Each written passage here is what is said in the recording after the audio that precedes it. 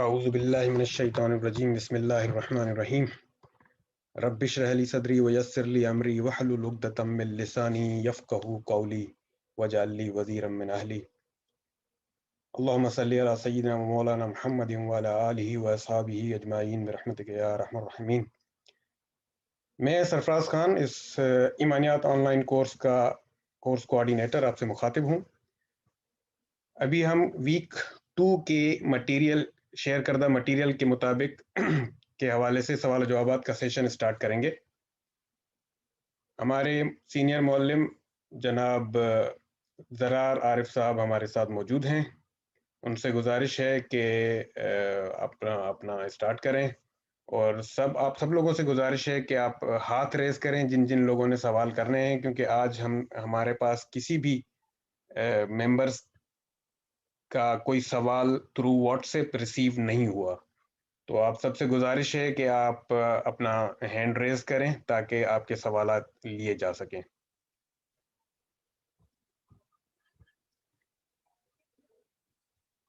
سب سے پہلے ہمارے بھائی اماد راجہ صاحب نے ہاتھ ریز کیا ہے، ہم سے گزارش کرتے ہیں کہ وہ اپنا مائک انمیوٹ کریں اور اپنا سوال ریز کریں۔ بہت شکریہ۔ السلام علیکم۔ وعلیکم السلام ورحمۃ اللہ وبرکاتہ۔ جی، میں نے جو لیکچرز ویڈیو سنی ہے ان میں سے جو میرے سوالات ہیں وہ سوالات تو ایک سے زیادہ ہیں، لیکن میں یہ وقت کا احساس کرتے ہوئے تاکہ دوسرے لوگوں کو موقع ملے، اگر کسی کے سوالات ہوں گے تو فی الحال میں ایک سوال کروں گا، اور اس کے بعد پھر جب کوئی اور سوال کر لے پھر بعد میں اپنی باری کے لیے انتظار کروں گا انشاءاللہ۔ تو پہلا میرا بھی سوال یہ ہے کہ ہم قرآن کو ایک زندہ معجزے کے طور پر تصور کرتے ہیں، لیکن قرآن کو معجزے کے لحاظ سے اس کا یہ تصور اپنے حقیقی اصلاحی مفہوم میں ہے یا ایک محاوراتی انداز میں ہے؟ کہ اگر ہم معجزے کا جو حقیقی ایک تصور دیکھیں اصلاحی مفہوم میں، تو کسی ایسے مافوق الفطرت یا سپر نیچرل ایک ایکسپلسٹ ایونٹ کو بولتے ہیں جو کہ کسی نہ کسی نیچرل لاز یا سائنٹیفک یا فزیکل لاز کو وائلیٹ کرتا ہو، جیسا کہ مردے کا زندہ کیا جانا، یا لکڑی کا عصا میں بدل جانا، یا ہاتھ کا بغل سے نکالنے کے بعد سورج کی طرح چمکنا وغیرہ وغیرہ۔ ہماری روزمرہ زندگی میں البتہ لفظ معجزے کا استعمال محاوراتی یا مبالغہ کے لیے بھی استعمال ہوتا ہے۔ مثال کے طور پر اگر 4 حادثے میں جب سارے افراد مارے جائیں اور ایک افراد کے بچنے پر ہم یہ اکثر کہتے ہیں کہ فلاں بندہ معجزاتی طور پر بچ گیا، یا کسی ایسے اسٹیٹسٹیکلی ان لائکلی ایونٹ کے لیے بھی بولا جاتا ہے جو بہت غیر متوقع ہو، جیسے کسی۔ ہاں جی، آپ کا سوال مکمل ہو گیا تو پھر میں جواب شروع کروں۔ یہ فرمائیے۔ دیکھیں، معجزے کو جو جن معنوں میں آپ لے رہے ہیں وہ ایک محاوراتی بات ہے، ٹھیک ہے نا۔ جہاں تک ہم بات کر رہے ہیں معجزے کی، تو معجزے کا لفظ نکلا ہے عاجز کر دینے سے، اور یعنی عاجز کا مطلب ہوتا ہے یعنی ایک چیلنج ہوتا ہے۔ اب یہ چیلنج جو ہے، یہ اگر یہاں پہ جو ہم بات کر رہے ہیں وہ چیلنج کیا ہے؟ اللہ رب العزت نے جتنے بھی انبیاء علیہ الصلوۃ والسلام بھیجے، ان کے ساتھ یہ معجزے بھیجے کہ تاکہ ان کی قوم کو جب وہ دعوت دیتے تھے تو وہ اپنی دعوت کے ساتھ ساتھ وہ معجزہ دیتے تھے کہ یہ چیز میرے رب نے مجھ کو دے کر بھیجا ہے، اگر تمہارے پاس اس کا توڑ ہے تو لے کر آؤ، ٹھیک ہے نا۔ اسی طریقے سے نبی پاک صلی اللہ علیہ وسلم کے لیے، اور آپ نے کہا کہ جیسے قرآن کو جو ہے وہ معجزہ، تو وہ کیوں ہم اس کو معجزہ کہہ رہے ہیں جبکہ وہ تو ایک موقوف الفطرت چیز تو نہیں ہے؟ تو قرآن کے لیے جو ہے وہ چیلنج وہ اللہ رب العزت نے خود قرآن میں ہی سورہ بقرہ کے اندر فرمایا ہے، وَإِن كُنتُمْ فِي رَيْبٍ مِّمَّا نَزَّلْنَا عَلَىٰ عَبْدِنَا فَأْتُوا بِسُورَةٍ مِّن مِّثْلِهِ وَادْعُوا شُهَدَاءَكُم مِّن دُونِ اللَّهِ إِن كُنتُمْ صَادِقِينَ۔ سمجھ رہے ہیں؟ تو یہ چیلنج جو ہے وہ قرآن میں اللہ رب العزت نے خود دیا اور پوری عوام الناس کو دیا کہ آؤ، اگر تم سچے ہو تو اس جیسی کوئی ایک صورت بنا کر لے آؤ۔ اور یہ بات صرف آج کے لیے نہیں ہے، آپ دیکھیے قرآن تو آئے ہوئے 1500 سال ہو گئے نا، ٹھیک ہے، 1400 سال ہو گئے۔ ابھی آپ یہ بتائیے کہ دیکھیں اس وقت دین مغلوب ہے، اور جو اسلام کی حالت ہے وہ ہمیں بھی پتہ ہے، آئے دن کوئی نہ کوئی فتنہ بھی اٹھتا ہے، آئے دن جو ہے وہ اس کے اوپر جو ہے کچھ بھی مطلب قدغن بھی ماری جاتی ہے، لیکن قرآن کے اندر کچھ بھی ہو جائے آج تک 1400 سالوں میں اس کے اندر کوئی رد و بدل اتنا سا بھی نہیں کر سکے۔ کیوں؟ کیونکہ اللہ رب العزت نے چیلنج دیا ہے اور اس کی حفاظت کا ذمہ خود لیا ہے, اور اس جیسی کوئی کتاب بھی نہیں, اس جیسی ایک صورت نہیں لا سکتے, آج تک نہیں لائی گئی. ٹھیک ہے نا, تو اگر تو یہ ہے تو یہ چیلنج اللہ رب العزت نے دیا ہے, اور یہ اس لحاظ سے معجزہ ہے کہ نبی پاک صلی اللہ علیہ وآلہ وسلم جو ہے وہ اگر دنیاوی لحاظ سے دیکھا جائے تو دنیاوی لحاظ سے تو انہوں نے تعلیم حاصل نہیں کی تھی, لیکن یہ قرآن یہ اللہ رب العزت کا وہ کلام ہے جو ان کے ذریعے اللہ رب العزت نے بھیجا, تو یہ ان کو معجزہ عطا کیا گیا تھا, اور یہ معجزہ آج تک کے قائم ہے. یہ بات ہے. حماد صاحب کوشچن کلیئر ہے یا اس کو اور ایکسپلین کیا جائے؟ نہیں, میرا بس بنیادی سوال یہ تھا کہ مافوق الفطرت ہے یہ معجزہ یا غیر, یعنی کہ اس میں کوئی لاز آف نیچر یا لاز آف سائنسز کیا وائلیٹ ہوتے ہیں یا نہیں؟ دیکھیں میں نے آپ کو جو بات بتائی نا, آپ جس معجزے کی بات کر رہے ہیں وہ معجزہ نہیں ہے. میں نے آپ کو کیا بتایا کہ معجزے کے زمانے ہم جو ایمان کے لحاظ سے بات کر رہے ہیں وہاں معجزے کا مطلب ہے عاجز کر دینا, اور عاجز کر دینا ایک تو اگر آپ اس کو اس انداز میں دیکھنا چاہیں کہ موقوف الفطرت ہے یا نہیں ہے, تو میں نے اس کی اگزامپل آپ کو یہ بھی دی کہ آج 1400 سال کے اندر اس میں رتی برابر بھی ایک لفظ کی بھی جو ہے وہ تبدیلی نہیں ہوئی, تو یہ موقوف الفطرت بات نہیں ہے. ورنہ تو دنیا کے اندر کتنی کتابیں ہیں, یعنی اگر جو ہے وہ اس سے پہلے جو وہ توریت آئی, انجیل آئی, زبور آئی, وہ کہاں ہے آج, اس کی تو اصل حقائق سے تو وہ ہٹ چکی تھی.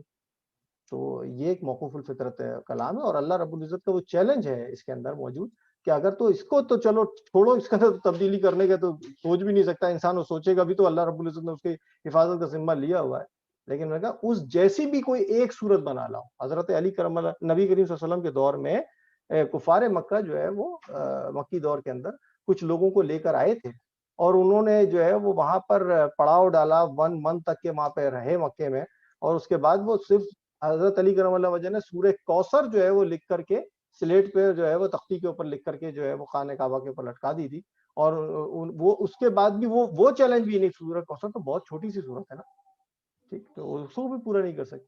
تو اس وقت بھی یہ بات ہوئی تھی, اور آج بھی آپ دیکھ لیجیے, تو یہ موقوف الفطرت بات نہیں ہے. دوسری بات میں نے آپ کو یہ بتائی کہ دیکھیں وہ کلام کہ نبی کریم صلی اللہ علیہ وسلم جو ہے وہ امی تھے, امی نبی تھے, تو آپ دیکھیے کہ اس امی نبی کے ساتھ اللہ رب العزت نے وہ علم کا دروازہ کھولا, اور وہ جو ہے جسے کہتے ہیں ہدایت بھیجی ہے, جو کہ آج تک کے چیلنجبل ہے کہ کوئی اس جیسی ہدایت کے اندر سے اس جیسی ہدایت کے ایک حصے کی بھی کوئی برابری نہیں کر سکتا. تو یہ ایک موقوف الفطرت آپ اس کو کہہ سکتے ہیں. اور ایک چھوٹا سا میں اس میں اضافہ کر دوں, جو آپ نے مثال دی حماد صاحب کے ایکسیڈنٹ ہوتا ہے, ایک بندہ بچ جاتا ہے تو کہتے ہیں یہ معجزہ ہے. معجزے کا تعلق ہے چیلنج سے. اب کوئی ایسا تو نہیں کہہ سکتا کہ میں 4 بچے بٹھا کے ایکسیڈنٹ کرواؤں گا اور ایک بچہ بچا لوں گا. ایسا اگر کوئی چیلنج کے ساتھ کہے تو یہ معجزہ ہے, لیکن اگر ہو گیا اللہ کا کرنا ہے, اس کو اللہ کا کرنا بولیں گے, جو بھی بولیں گے, لیکن وہ معجزہ نہیں ہو سکتا کیونکہ کوئی بھی بندہ یا اللہ اس پہ چیلنج نہیں دے رہا. تو یہ فرق ہے. تو امید ہے آپ کا سوال کلیئر ہو گیا ہے. اب ہم چانس دیتے ہیں فیاض احمد صاحب کو, اس کے بعد احمد راجہ صاحب آپ کے پاس واپس آ سکتے ہیں اگر آپ کے پاس کوئی اور سوال بھی ہے تو. جی بالکل, میں اپنی بات کو اسی کو آگے لے کے چلنا چاہوں گا کچھ اور مزید سوالات کے سلسلے میں, لیکن ایسی بات ہے میں چاہوں گا کہ پہلے دوسرے لوگ ہیں ان کو موقع ملے, اور میں باری باری کر کے آپ پلیز سوال کو کسی دوسرے تک میں آگے فارورڈ کیجیے پلیز. جی فیاض احمد صاحب آپ انمیوٹ کریں اپنی مائک کو اور سوال کریں پلیز. السلام علیکم سر. وعلیکم السلام.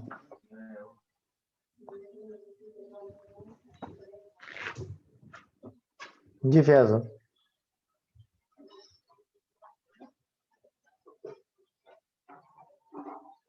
صاحب آپ کی آواز نہیں آ رہی.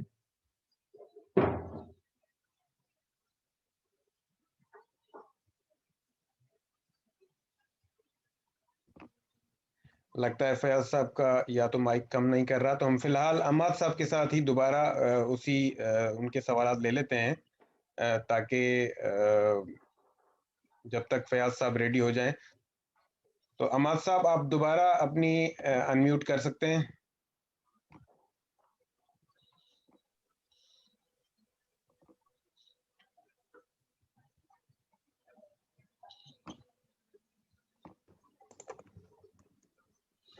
تو فیاض صاحب کہہ رہے ہیں کہ پرمیشن ڈینائنگ.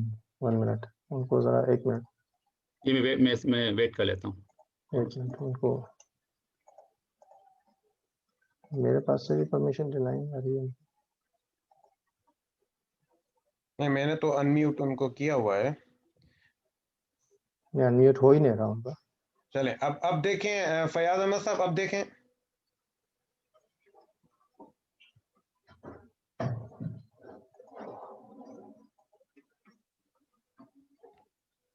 فیاض آپ اس کو ایسا کریں، میسج پہ ٹائپ کر کے بھیج دیجیے، میں کوشچن پڑھ لیتا ہوں وہاں سے. چلیں عواد بھائی آپ اپنا سوال کیجیے. جی بہت شکریہ.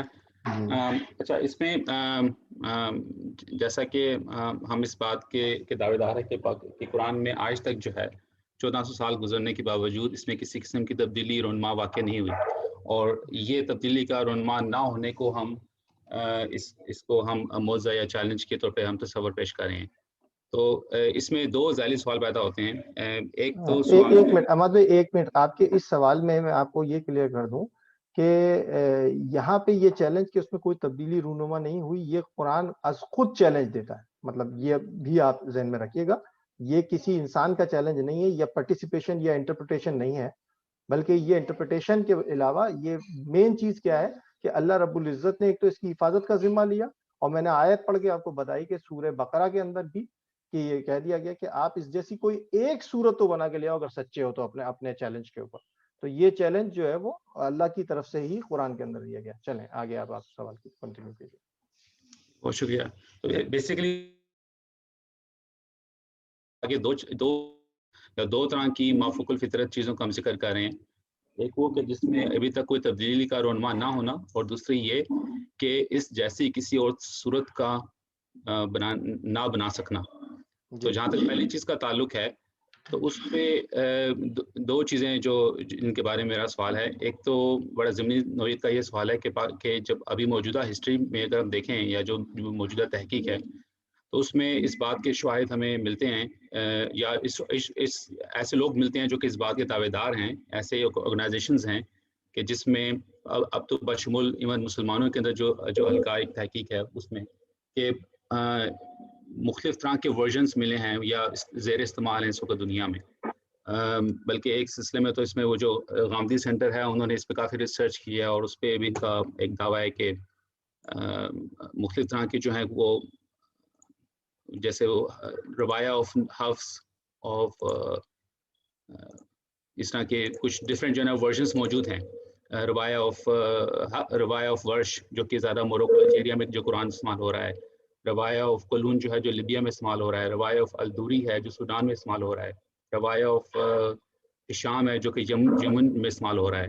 اور اس کے جو شواہد ہیں وہ ثنا کے اندر ملنے والے جو پرانے جو اوراق ہیں قرآن کے، اور اسی طرح سے سمرقند کے اندر ملنے والے جو پرانے جو ایسے مینuscripts ہیں، جس سے بات پتہ چلتی ہے کہ نہ صرف ان کے تلفظ کے اندر بلکہ الفاظ جو ہیں وہ یا تو اضافی ہیں بعض ورژنس میں، اور بعض میں وہ مسنگ ہیں، اور جو کہ ظاہر سی بات ہے کہ اس میں مطلب کا بھی فرق واقع ہو جاتا ہے.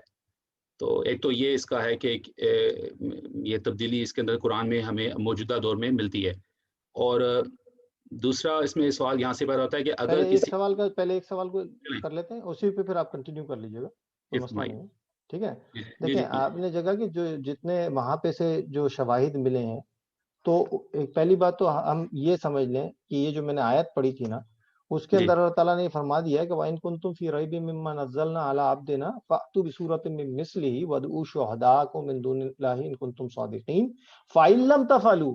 یہ آگے پھر اللہ رب العزت نے پھر بڑا مطلب جسے کہتے ہیں اللہ کا غضب اس میں نظر آ رہا ہے. فَإِن لَّمْ تَفْعَلُوا وَلَن تَفْعَلُوا. تم نہ تو کر سکتے ہو نہ کبھی کر سکو گے، کر ہی نہیں سکتے تم. یہ تمہارے اندر جرت ہی نہیں ہے، تمہارے اندر وہ استطاعت ہی اللہ نے نہیں دی کہ تم کر سکو. فَإِن لَّمْ تَفْعَلُوا وَلَن تَفْعَلُوا فَاتَّقُوا النَّارَ الَّتِي وَقُودُهَا النَّاسُ وَالْحِجَارَةُ أُعِدَّتْ لِلْكَافِرِينَ. تو پھر اس آگ سے ڈرو جس کا ایندھن بنیں گے کون؟ انسان اور پتھر. ٹھیک ہے نا. تو پھر یہ کہہ رہے ہیں وَقُودُهَا النَّارَ الَّتِي وَقُودُهَا النَّاسُ وَالْحِجَارَةُ أُعِدَّتْ لِلْكَافِرِينَ. اور یہ بنائی کس کے لیے گئی ہے؟ وہ کافروں کے لیے بنائی گئی ہے. تو اب جو بات آپ جو کر رہے ہیں کہ وہاں سے ملی ہے اور اس کے اندر جو ہے وہ جو ہے وہ لفظوں کے اندر کہیں تبدیلی نظر آ رہی ہے یا لفظوں میں اضافہ نظر آ رہا ہے. تو ایک تو ہوتا ہے پڑھنے کا انداز یا قرت. تو میں آپ کو صرف سمجھانے کے لیے بتا رہا ہوں کہ ہم یہاں پر جب ہوتے ہیں تو ہم نے مختلف جو ہے وہ قاریوں سے مختلف قرت سنی ہے. تو جیسے ہم کہتے ہیں اللہ اکبر, تو اگر کوئی مصری ہے یا کوئی ٹرکش ہے, اگر میں ٹرکش کو کہوں تو زیادہ آپ کو ایکسنٹ نظر آئے گا اس میں, کہ ٹرکش جو ہے وہ اکثر جو ہے وہ اگر ان کے کوئی قاری ہوں گے تو اللہ اکبر کہتے ہیں. تو کہنے کا مقصد یہ ہے کہ ان کا کہنے کا انداز ڈفرینٹ ہے, بات وہ وہی کہتے ہیں. ٹھیک, ایک تو یہ بات ہو گئی. حضرت عثمان غنی رضی اللہ تعالیٰ عنہ کے زمانے میں جب یہ تمام کے تمام منگوائے گئے تھے قرآن کے جتنے بھی صحیفے تھے اس میں سے ان کو پھر ایک جو ہے وہ صحیفے کو مستند کر کے پھر لوگوں میں تقسیم کرایا گیا. اس کا بھی مقصد یہی تھا تاکہ اس میں کوئی تحریف یا تبدیلی کوئی کسی طور پہ ممکن نہ ہو سکے, نہ لائی جا سکے.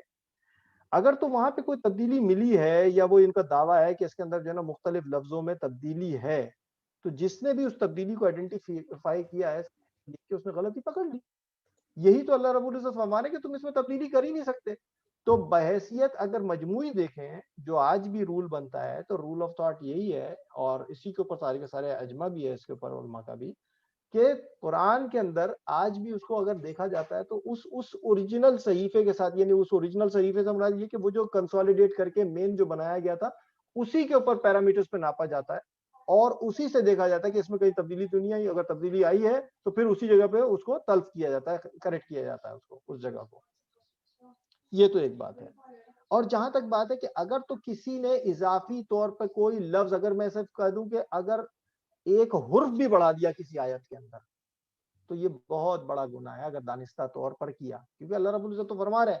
تو پھر یہ سمجھ لو کہ فَإِن لَمْ تَفْعَلُوا وَلَن تَفْعَلُوا فَاتَّقُوا النَّارَ الَّتِي وَقُودُهَا النَّاسُ وَالْحِجَارَةُ. اور اگر کسی نے یہ کام کیا ہے تو اس کا مطلب ہے وہ انٹینشنلی کر رہا ہے. اگر وہ انٹینشنلی کر کے اس کو چیلنج کرے تو پھر اللہ رب العزت نے تو اللہ نے تو کہا ہے نا, لے کر آؤ نا جیسی صورت, اس کے اندر کیوں کھیل رہے ہو. مطلب جو اللہ رب العزت کی طرف سے نازل ہو گیا اس میں تو لوگ پکڑ ہی لیتے ہیں, سمجھ میں آ جاتی ہے. یعنی میں جب میں حفظ نہیں بھی کیے ہوا تھا اور ابھی بھی میں حفظ تو نہیں کیے ہوں, لیکن یہ کہ جب بھی میں سورت اس کو پڑھ رہا ہوتا تھا, پڑھتے پڑھتے اگر کسی چھوٹی کسی جگہ پر کہیں کوئی کریکشن نظر آئی تو مجھے پتہ لگ جاتا ہے کہ اس میں یہاں پر کریکشن ہے. تو یہ تو اللہ رب العزت کا ہے کہ آپ کے اندر بھی یہ صلاحیت دی اور اللہ رب العزت نے اس کی حفاظت کا ذمہ لیا, تو ہر جگہ ہی اس کو حفاظت محفوظ کر کے رکھے گا. لیکن اگر کسی نے اس میں تبدیلی کر کے اور اس کو رول بنانے کی کوشش کی کہ نہیں یہ اصل قرآن ہے, تو یہ تو بات ہی نہیں ہوئی. تو پھر آپ نے اس تبدیلی کو چیک کس سے کیا؟ ڈیفینیٹلی کہیں نہ کہیں کوئی بیسک کوئی پیرامیٹرز ہوں گے جس سے چیک کر کے آپ نے کہا ہوگا کہ یہاں پہ تبدیلیاں ہوئی ہیں, اور تبدیلیاں ہوئی, آپ نے آئیڈینٹیفائی کر لی تو غلطی تو کر لی. پھر وہ کیسے چیلنج ہوا, پھر وہ کیسے اس جگہ سے کلیم کیا جا سکتا ہے کہ وہ جو ہے وہ قرآن کا پارٹ بن گیا؟ آپ بات سمجھے احمد بھائی؟ یعنی قرآن میں تبدیلی نہ ہو سکنے کا جو چیلنج ہے وہ دو باتوں سے مشروط ہے. ایک تو یہ کہ انسان جو ہے وہ جان بوجھ کے اس کے اندر کوئی غلطی نہ کریں, اور آف کورس اس شرط کو غیر مسلم تو نہیں مانیں گے. ہاں مسلمانوں مجھے آپ کو تو گناہ کا ڈر ہے, ہم تو نہیں کریں گے یہ چیز, ہر مسلم تو یہ کریں گے. دیکھیں غیر مسلم اس چیز کو نہیں مانیں گے. غیر مسلم اس بات کو, آپ کی بات بالکل صحیح ہے کہ نہیں مانیں گے کہ آپ اس میں تبدیلی کے لیے کہ بھئی یہاں پہ تبدیلی بھی ہوئی ہے, ڈیفینیٹلی بالکل. لیکن جو بات میں وہ بتانا چاہ رہا ہوں کہ غیر مسلم کے لیے چیلنج کیا ہے, اس جیسی ایک صورت لے آؤ. ڈیفینیٹلی وہ قرآن کو نہیں مانیں گے, تو وہ اللہ رب العزت نے ان کو چیلنج کیا دے دیا, اس جیسی ایک لے کر آ جاؤ نا. وہ لے کر نہیں آیا آج تک, اس کا کوئی نہ کوئی چیلنج اگر وہ کریں گے تو لا کر کے پھر کوئی پیرامیٹرز ہوگا, اس کو چیک کرنے کے لیے بیٹھے ہوں گے. اور یہ تو تاریخ اس بات کی گواہ ہے, میں نے آپ کو بتایا نا کہ 1400 سال ہو گئے اس وقت, تو اسلام انتہائی مغلوب صورت میں دنیا کے اندر موجود ہے. تو اس چیلنج کے اندر سورہ کوثر تو ایک چھوٹی سی صورت ہے, آج لے کر آ جائیں, اس جیسی صورت لے کر آ جائیں. نہیں لے کر آ رہے, کوئی بھی نہیں لے کر آیا. یہ بات میں کہنا چاہ رہا ہوں. جی وہی میں بھی اس بات کو اگر میں جو سمجھ پایا ہوں وہ یہ کہ قرآن کا جو چیلنج ہے ان دو باتوں سے مشروط ہے کہ کوئی اس کے اندر کوئی جان بوجھ کے تبدیلی لانے کی کوشش نہ کرے, جس کی پابند ہم مسلمان تو اپنے آپ کو سمجھیں گے, باقی غیر مسلم نہیں مانیں گے. اور دوسری اس کی شرط یہ ہے کہ اگر کوئی تبدیلی اگر رونما ہو جائے گی تو اس کے لیے جو یارڈ اسٹک ہوگی, جو اس کے لیے ایک اس کی کسوٹی ہوگی, وہ قرآن ہوگا جس کے لیے مسلمان دعوے دار ہوں گے. دوسرے تبدیلیاں ہوں گی ان کو ہم سرے سے تبدیلی مانیں گے ہی نہیں. تو یہ چیز جو ہے وہ ایک جو ایک اس جو یعنی کہ اس چیلنج کی جو مضبوطی ہے وہ اس کو سمجھنے میں جو مجھے اس چیز کی دقت پیش آ رہی ہے. بہرحال چلیں میں دوسرے سوال کی طرف آگے بڑھتا ہوں. آپ نے چیلنج کی بات کی ہے کہ چیلنج کے لحاظ سے تو بالکل ایسے ہی جیسے کہ اس طرح کے شواہد موجود ہیں کہ جس میں قرآن کے اندر یہ تبدیلیاں رونما ہوئی نہیں ہیں, اسی طرح سے قرآن جیسی. اب پہلی بات تو یہ کہ یہ جو اس جیسی کا جو کرائٹیریا کیا ہے کہ اس سے کیا مراد ہے. اگر تو مافوق الفطرت کوشش ہوتی پھر تو اس کے لیے کسی عام انسان کے لیے سمجھنا بہت آسان تھا, جیسے خلاف قانون کشش کسی چیز کا زمین کی سے مختلف اپوزیشن میں اوپر اٹھ جانا. لیکن اب اس کے لیے یارڈ اسٹک کیا ہوگی. اور اسی میں ایک اور ضمنی چیز یہ بھی ہے کہ بہت سی ایسی اٹیمپٹس ہو چکی ہیں. اس کی بھی ریسنٹ ہسٹری میں جو مثال ہے وہ الفرقان کے نام سے ہے, الفرقان الحق, جس میں 117 میرے خیال میں چیپٹرز یا سورہ دیے گئی ہیں. اور اس کے اندر جو آنے والی جو عربک ہے, اور اس کو یوٹیوب پہ بھی ایسی ویڈیوز اور ایسے شاید موجود ہیں کہ اس تواتر عربی کے ساتھ اس کو پڑھا گیا ہے کہ جو عربی مسلمان تھے, جو ہم تو خیر اجمی مسلمان ہیں, جو عربی مسلمان ہیں انہوں نے بھی اس کو قرآن سمجھ کر اس کے لیے مطلب یہ کہ دعائیہ کلمات کہے. تو اس طرح کی جو اٹیمپٹس کا ہونا, دعائیہ کلمات کا ہونا, جی دعائیہ کلمات کا ہونا اور قرآن کو از خود ایک چیلنج دینا دو مختلف باتیں ہیں. آپ نے یہ بات کی کہ عربی مسلمان اور اجمی مسلمان, تو اگر آپ دیکھیے 1857 کے بعد جو ہمارے پاس یہ تھے کیا نام ہے غلام احمد قادیانی, تو غلام احمد قادیانی جو ہے وہ بھی عربی زبان میں دعائیں پہلے دیتے تھے. سمجھ رہے ہیں آپ؟ نہیں سوری, میں آپ تھوڑی سی میں کوشچن کرتا ہوں. میں یہ نہیں کہہ رہا کہ وہ الفرقان دعائیہ کلمات کا مجموعہ, میں یہ کہہ رہا ہوں کہ جیسے ہم جب کوئی بھی عربی کوئی خطبہ سنتے ہیں تو ہمارے لیے, جیسے میں اپنی ذات میں اپنی بات کرتا ہوں, تو میرے لیے بسا اوقات اس بات کی تفریق کرنا مشکل ممکن نہیں ہوتا کہ آیا یہ قرآن کی آیات ہیں یا جو امام صاحب جو ہیں یعنی خانہ کعبہ میں وہ جب اپنا ایک واعظ ارشاد فرما رہے ہیں تو یہ قرآنی آیات ہیں, کیونکہ میری زبان نہیں ہے. تو میں دونوں میں فرق محسوس کیے بغیر عقیدتاً جو ہے دونوں کے لیے میں سبحان اللہ کہوں گا. تو اسی طرح کا جو جسچر ہے وہ یہاں تک کہ عربی دانوں نے بھی, یعنی کہ جو عربی لنگوسٹ جو زبان بولنے والے لوگ ہیں وہ بھی شکریہ کے انداز میں یا سبحان اللہ کے انداز میں اس کا اظہار ایسے کرتے رہے کہ جس سے ثابت ہوا کہ انہیں الفرقان کی جو لینگویج عربک کی تھی اور قرآن کی لینگویج میں اس قدر مماثلت محسوس ہوئی کہ انہیں بھی اس چیز کا فرق محسوس نہیں ہوا. تو کیا یہ اس سلسلے میں اب یہ بتائیے کہ یہ اور یہ چیلنجز کوئی نئی نہیں ہے. آپ وسلم کے وفات کے فوراً بعد جو ہے وہ بلکہ ایک نبی تھا, اس نے 10 آیات کا دعویٰ کیا اور اس میں تو یہاں تک دعویٰ کیا کہ یہ میرے پر ریویل ہوئی ہیں. اور اس کے بعد سے لے کر ہسٹری میں ایسی گاہے بگاہے ایسی جو ہے وہ مثالیں موجود ہیں کہ جس میں چیلنج کیے گئے ہیں. ہمارا سر اپنے آپ کی جو سوال کی ایکسٹینٹ ہے نا وہ آپ الجھا دیتے ہیں, بڑھا دیتے ہیں. مطلب میں یہ کہوں گا بڑھانے سے مطلب یہ کہ ایک پوائنٹ سے چلتے چلتے آپ دوسرے 10 پوائنٹس کو ابھی آپ جیسے لے کر آ گئے کہ جو ہے نا نبی کریم صلی اللہ علیہ وسلم کے بعد جو ہے وہ بہت سارے انبیاء مطلب نبی بن کے نبی کے دعوے دار بن کے آئے اور انہوں نے بھی یہ بات کہی, تو جس میں جو ہے نا مسلمہ اس میں مسلمہ کذاب بھی جیسے نظر آتا ہے. حضرت ابوبکر صدیق رضی اللہ تعالیٰ عنہ کے زمانے میں بات کو ڈیفائن کرنے کے لیے اسپیسیفک رہتا ہوں. میں آپ سے جاننا چاہوں گا آپ کی علم میں یہ چیز ہے الفرقان الحق, the true فرقان کے بارے میں, the true فرقان کے نام سے جو آپ بات کر رہے ہیں, the true فرقان کے نام سے آپ جو بات کر رہے ہیں. دیکھیں ٹرو فرقان کو اگر آپ خود بھی اس کو پڑھیں, اس کے اپنے دیباچے کے اندر لکھا ہوا ہے کہ یہ جو ہے نہ ہم اس کو چیلنج کرتے ہیں اور نہ ہم یہ کہتے ہیں کہ یہ قرآن کی کو مماثلت رکھتی ہوئی کتاب ہے.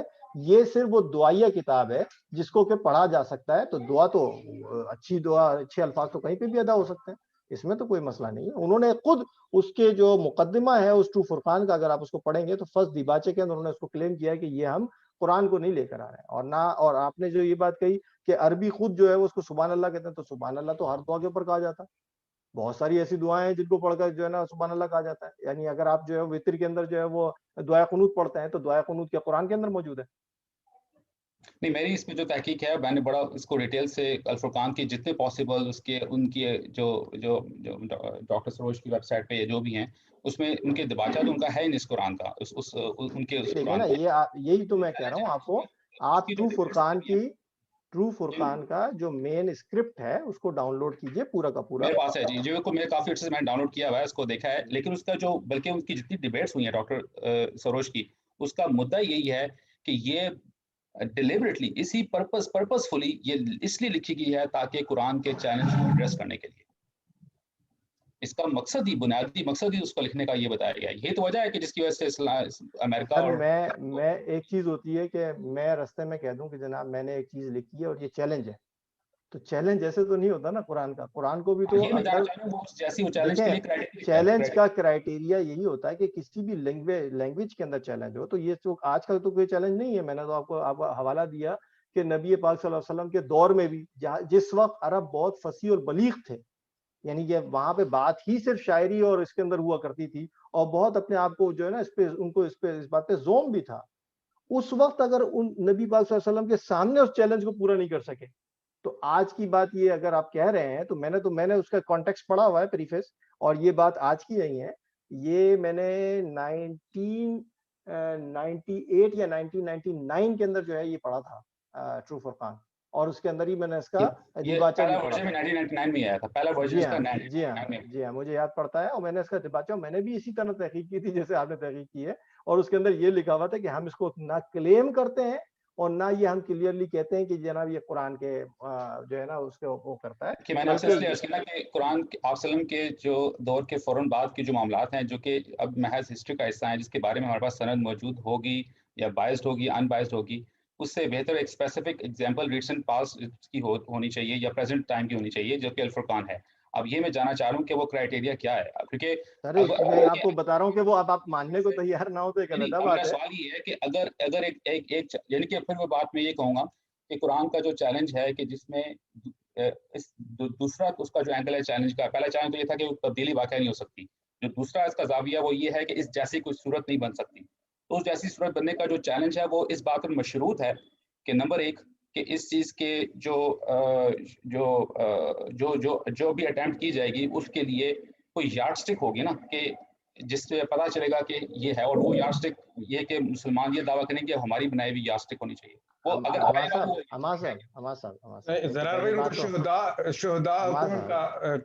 میں وہی بتا رہا ہوں اما صاحب، پہلے بات تو یہ ذہن میں رکھیں، ہم بحیثیت مسلمان قرآن کو اللہ کی کتاب گردانتے ہیں، یہ ہماری یا کسی انسان کی لکھی ہوئی کتاب نہیں ہے.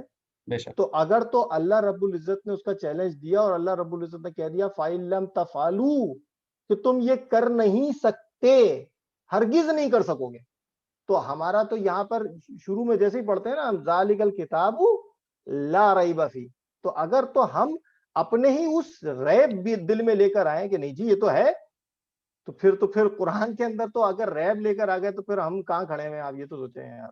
ہم اس کو کمپیئر کر رہے ہیں اس ذات باری تعالیٰ نے جس نے کتاب ہمیں دینے کے بعد ہدایت کے اندر لکھ دیا کہ تم کر ہی نہیں سکتے. تو جب کسی کے اندر ہے ہی نہیں ہے استطاعت، تو پھر ہم کیسے اس کو کہہ رہے ہیں کہ ہم کرائٹیریا بنا لیں، ہم مسلمان کھڑا کر لیں اس کے لیے کرائٹیریا. تو جس ہدایت جس کی طرف سے آئی ہے وہی چیلنج دے رہا ہے نا، وہی بتا رہا ہے کہ ہو ہی نہیں سکتا، تو ہم کو ایسے ناپ سکتے ہیں. اس کا مطلب یہ یا تو آپ تو کر سکتے ہیں بحیثیت مسلمان نا، یہ کیونکہ بات آتی ہے کہ ایک غیر مسلم کے لیے یا چلیں فار سیک آف ڈیبیٹ سر ہم غیر مسلم کی بات کیوں کریں گے؟ سر غیر مسلم تو اس بات کو نہیں مانے گا. بحیثیت مسلمان تو پہلے میں اپنے اس دعوے سے پہلے اپنی اس کتاب کے اوپر تو شک نہیں لاؤں گا. آپ تیسری شرط یہ ایڈ کر رہے ہیں کہ یہ چیلنج صرف اس کی ایک شرط یہ بھی ہے کہ انسان کا پہلے مسلمان ہونا ضروری ہے اس چیلنج کو تسلیم کرنے کے لیے، اور اس نیت کے ساتھ مسلمان ہونا ضروری ہے کہ اگر اس چیلنج کو کہہ دیا گیا تو اس کو من و نم تسلیم کر لیں، لیکن اس کے خلاف کوئی بھی زاویہ ہے تو اس کے لیے یہ شرط رکھی جائے کہ ہم غیر مسلم نہ کہیں ہو جائیں. کیا یہ کون سی بات کی آپ نے؟ دیکھیں بات یہ ہے، پہلے آپ نے پہلے سوال سے پہلے جو بات کہی تھی کہ ہم تو بحیثیت مسلمان اس کتاب پر یقین رکھتے ہیں، ٹھیک ہے. اور یہ جو کورس ہے سر، میں آپ کو یہ مختصر کرتا ہوں. اگر اس کورس کا جو ٹائٹل ہے وہ ایمانیات ہے، جس میں ہم یہ حاصل کرنے کی کوشش کر رہے ہیں، اس کا حاصل یہ ہے اس کورس کا کہ ہمارا جو خاص میں اپنے ذاتی طور پہ اپنی ذات کے حوالے سے بھی سمجھوں اور بحیثیت امت میں دیکھوں، ہماری مجموعی جو مسلمانوں کی جو ایک آبادی ہے، امت ہے، وہ ہم تقلیداً اور عقیدتاً مسلمان ہیں. یعنی کہ میرے والد یا میرے اساتذہ نے، اور انہوں نے اپنے اساتذہ اپنے والدین سے، انہوں نے اپنے بڑوں سے یعنی کہ نسل در نسل یہ روایت در روایت ہم سنتے چلے آ رہے ہیں. تو ہم نے اس چیز کے لیے شعوری ایمان کے ساتھ ساتھ عقلی دلائل کے ساتھ اس ایمان کو ہم نے اپنے اندر زندہ کرنا ہے. تو اس کی جو دلیل ہے اس کو جاننے کے لیے مجھے اپنے آپ کو یہی محسوس کرنا پڑے گا نا کہ ایک بالکل ایک ایسی دلیل کے ساتھ کہ جس کی جو شرط ہوگی وہ صرف اور صرف مسلمان ہونے تک کے لیے نہ ہو, بلکہ یوں سمجھ لیں کہ ابھی تو میں مسلمان ہونے کے سفر کے اندر جاری ہوں اس کورس کے ناطے, کیونکہ اس کورس کے ذریعے سے میں وہ عقلی جو شعوری ایمان سے نکل کر عقلی ایمان کے اندر داخل ہو رہا ہوں. تو ظاہری سی بات ہے کہ مجھے عقلی دلیل چاہیے ہوگی. میں آپ کو عقلی دلیل جو ہے وہاں پہ جو ہم نے پڑھی ہے پہلے لیکچرز کے اندر, وہ عقلی دلیل تو خدا کی ایگزسٹنس کو ماننے کے لیے تھا. آپ اس کو کتاب پہ کیسے لے کر آ گئے؟ اب آپ کتاب پہ لے کر آ گئے اور آپ کہہ رہے ہیں کتاب کو بھی میں عقلی دلیل سے ہی سمجھوں گا. مجھے یہ بتائیے کہ ایک شخص اللہ تعالیٰ کی جو ایگزسٹنس ہے, یا اس سے بڑھ کر اگر ہم جنت و دوزخ کی ایگزسٹنس دیکھیں, وہ تو کوئی بھی جو سلیم الفطرت انسان ہوگا, جو عقل سلیم ہوگی, اس کی ضرورت کا جو ایک اس کی جو ادراک ہوگا ہماری فطرت میں موجود ہوگا. اس کے لیے کسی نبی یا کتاب کی ضرورت نہیں ہے. ہاں, کتاب اور نبی کی ضرورت تب آ جائے گی کہ جس وقت ہم اس کے مزید پیچیدہ اس کے سوالات ہیں کہ آخر جنت و دوزخ کے معیار کیا ہوں گے, اس کی ساخت کیا ہوگی, فرشتے کون ہیں, جن کون ہیں, یا ہمارے شریر آپ کا سوال جو ہے وہ پچھلے دفعہ جو آپ نے کیا تھا سوال, اسی کے اوپر دوبارہ آپ وہیں راؤنڈ اینڈ راؤنڈ گھوم رہے ہیں. ہم نے آپ کو پہلے میں نے آپ کو بتایا تھا کہ آپ جو ہے وہ ایک ہی یارڈ اسٹک سے کہ عقلی دلیل سے صرف اور صرف میں سارے کے سارے ایمانیات لے کر آؤں گا. تو میں نے آپ کو وہاں پہ بھی جواب دیا تھا کہ جب ہم ہر ایک کے بارے میں پڑھیں گے, ایمان باللہ بھی ہم پڑھ رہے ہیں, پھر ایمان بالکتاب پڑھیں گے, ایمان بالملائکہ پڑھیں گے, ہر ایک کی دلائل جو ہے وہ اس کے وقت ہی دیے جائیں گے. آپ ایک ہی یارڈ اسٹک سے سارے کے سارے نہیں ناپ سکتے, یہ بات بتا رہا ہوں. ابھی آپ کو میں نے آپ کو بتایا کہ چیلنجنگ کے اوپر, تو اب آپ لے کے چلے گئے اس کو کسی اور طرف. تو میری سمجھ میں نہیں آ رہا کہ سوال جو ہے وہ وہیں گھوم رہے ہیں. نہیں, میں تھوڑا سی اپنی وضاحت کر دیتا ہوں اور میں عرض کرتا ہوں کہ دیکھیں, ہمارے لیے جو باقی جتنے معاملات ہوں گے, یعنی کہ چاہے وہ ایمانات کی جتنے حصے ہوں گے, اس کے لیے ان کو ایکسیپٹ کر لینے میں ہمیں مشکل درپیش نہیں ہوگی جب ہمارا یہ ایمان بالکتاب کا جو مفہوم ہے یہ واضح ہو جائے گا. کیونکہ اس کی ایمان بالکتاب کی بات ہی نہیں ہوئی, ابھی تو ایمان بالکتاب ہم نے پڑھا ہی نہیں ہے. نہیں, ہم یہ جو ابھی ہم بات کر رہے ہیں کہ جو ہمارا جو ایمان کی جو عقلی دلیل ہے وہ یہ ہے نا کہ ہم نے اس کتاب کو ہم نے اللہ تعالیٰ کی کتاب ماننا ہے کہ ورڈ آف گاڈ ہے. پھر اس کے بعد اللہ تعالیٰ اس کے اندر کچھ بھی بول دے, اگر وہ کہہ دے گا کہ آپ اپنے کوشچن کو جو ہے نا پاک کیجئے, میں دوسروں سے کوشچن لے کر پھر اینڈ میں پھر دیکھتے ہیں اگر ٹائم بچتا ہے تو پھر آپ کے واپس آتا ہے, کیونکہ ورنہ تو یہ بحث برائے بحث چلی جائے گی, یہ سوال نہیں ہو پائے گا. جی بالکل ٹھیک ہے, چلیں, تھینک یو. جنید صاحب نے ہاتھ ریز کیا. جنید صاحب اپنا مائک انمیوٹ کریں. جی جنید صاحب السلام علیکم ورحمۃ اللہ. جی وعلیکم السلام.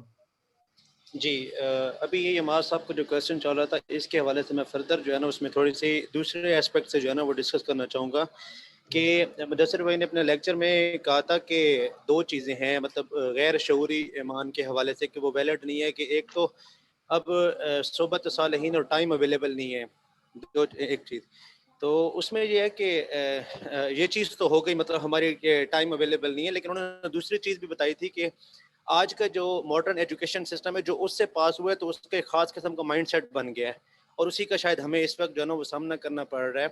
کہ ایک چیز ہے جس میں یہ ہے کہ اب تجربے سے ثابت کرنا, مطلب ایک ایسا یہ ایجوکیشن سسٹم ہے جس میں ہر بندے کے ذہن میں آ گیا کہ تجربے سے جو چیز ثابت ہوگی اسی سے ہی جو ہے نا کچھ ہم ثابت کر سکیں گے.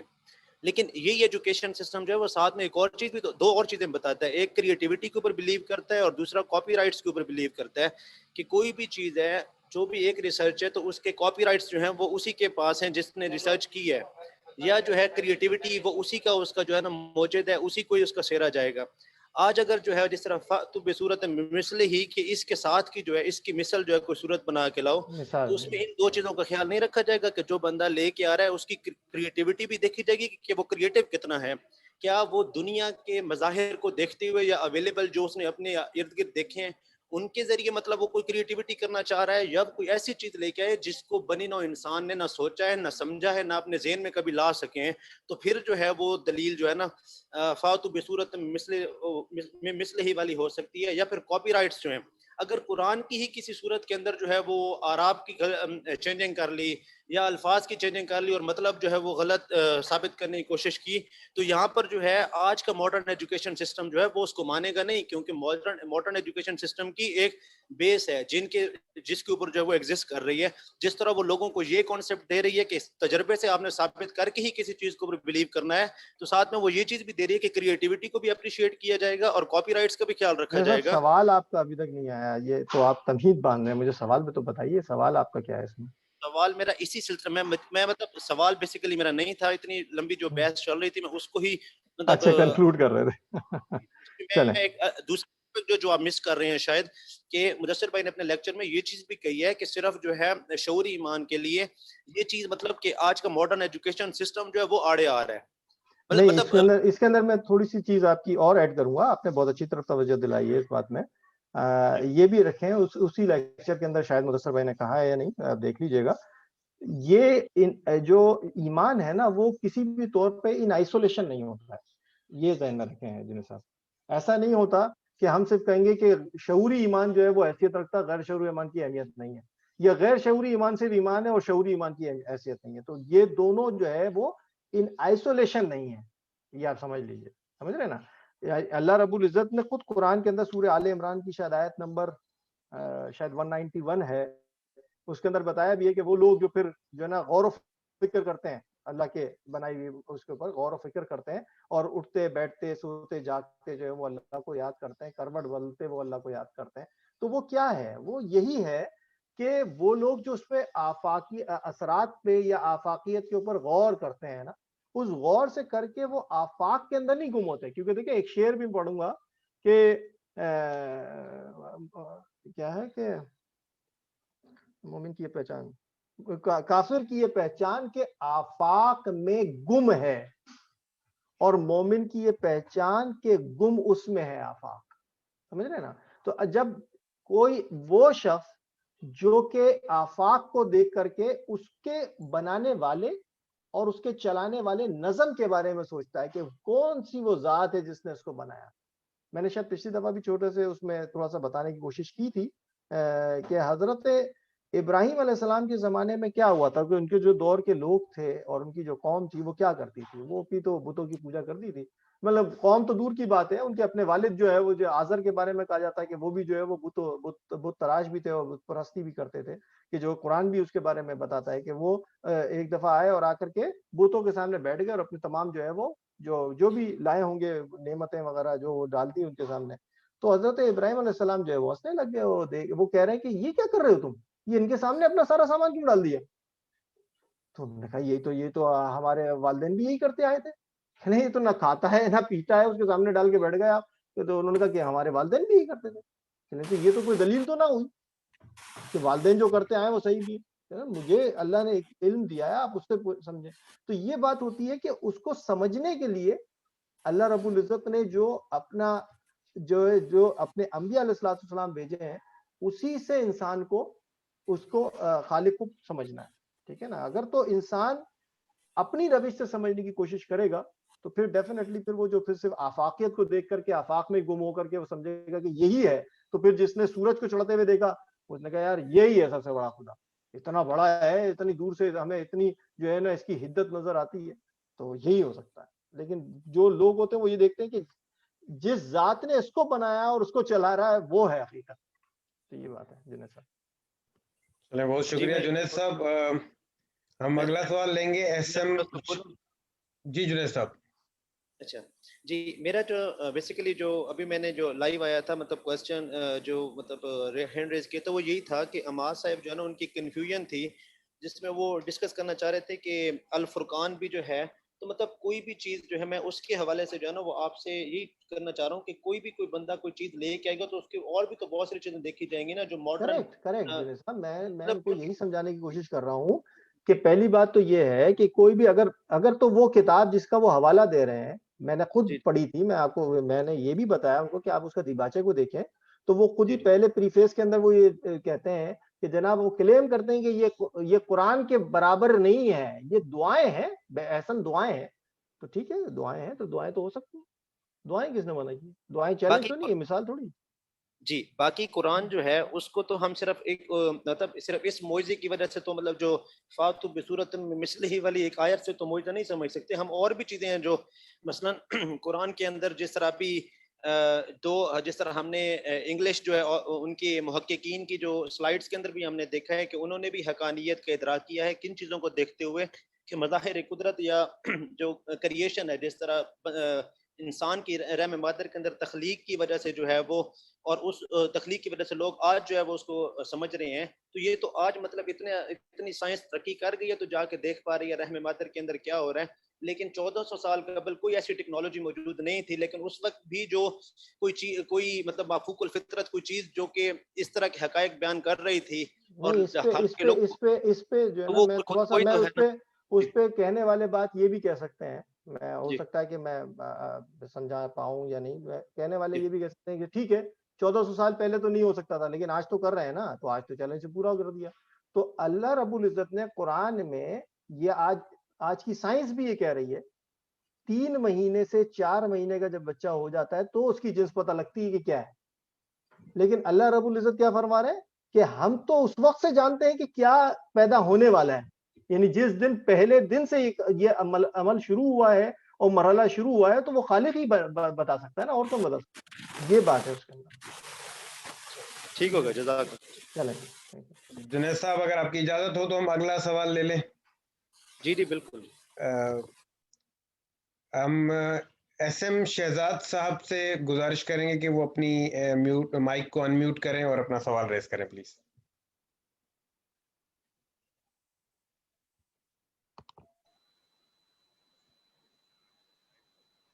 جی ایس ایم شہزاد صاحب.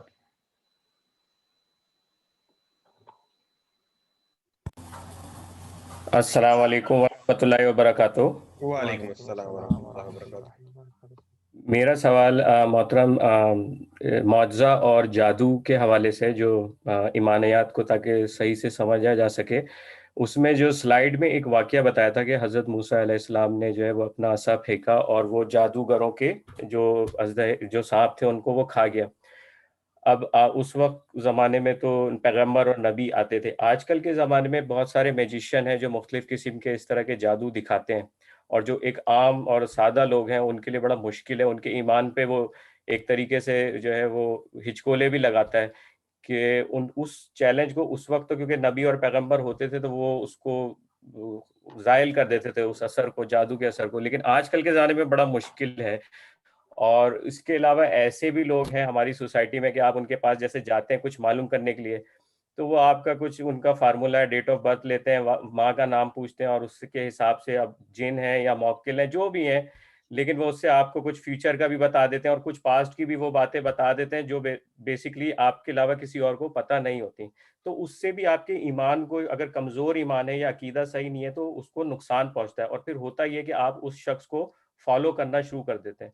تو اس سے کس طرح سے اپنے عقائد کو بچایا جائے ان چیزوں سے؟ شہزاد بھائی آپ سے میں پوچھ سکتا ہوں آپ کا پروفیشن کیا ہے؟ جی میں آئی ٹی کنسلٹنٹ ہوں. اچھا آئی ٹی کنسلٹنٹ ہیں, گڈ. میں نے آپ کو بتایا تھا میں بائی پروفیشن اکاؤنٹس میں ہوں نا. جی جی. تو میں صرف یہ بتانا چاہوں گا کہ دیکھیں عام طور پہ تو اگر کسی سے آج آپ بات کریں, میں سمجھانے کے لیے بتا رہا ہوں, میں کوئی یہ نہیں بتا رہا کہ اپنی کوئی بڑائی کے لیے, ٹھیک ہے نا, تو یہ کوئی بھی نہ سمجھے.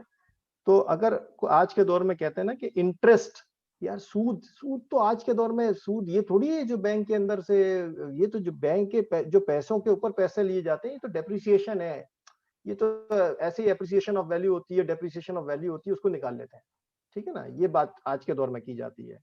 لیکن اگر ہم خود دیکھیں, کیونکہ میں اکاؤنٹس پروفیشن سے ہوں, اس کی بہت مختلف شکلیں بہت ساری ہیں, لیکن بیسک جو پیرامیٹرز ہیں نا وہ وہی ہیں سود کے, کہ جو کہ بغیر کسی اس کے ساتھ بغیر کسی محنت کے ساتھ ٹائم ایسوسیٹڈ یا ٹائم باؤنڈ کر دیا جائے کوئی بھی چیز. یعنی میں اس کی ایگزامپل اس طرح سے کہوں گا کہ بچوں کے فیس کا چالان آتا ہے آپ کے پاس, ٹھیک ہے, بچوں کے فیس ہے اسکول کے اندر فرض کر لیجیے 1000 روپے, ٹھیک. اب انہوں نے کہہ دیا کہ جناب ڈیو ڈیٹ ہے 10 تاریخ کو جمع کرا دیں.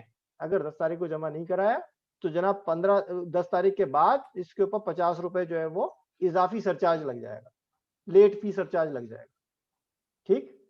اگر آپ اس کو کریٹیکلی دیکھیں تو یہ چیز کیا ہے یہ چیز ہے سود, یہ انٹرسٹ ہے, کیونکہ وہ ٹائم سے ایسوسیٹ کر دیا, اس میں کوئی محنت نہیں ہے, کوئی چیز نہیں آ رہی, وہ ٹائم سے ایسوسیٹ کر دیا, تو وہ بھی ایک سود کی شکل ہے. یہ تو میں آپ کو سمپل لٹرل ایگزامپل دے رہا ہوں ایز اے فائنانس کے ایک لے مین کو سمجھانے کے لیے کہ کیا ہو سکتا ہے.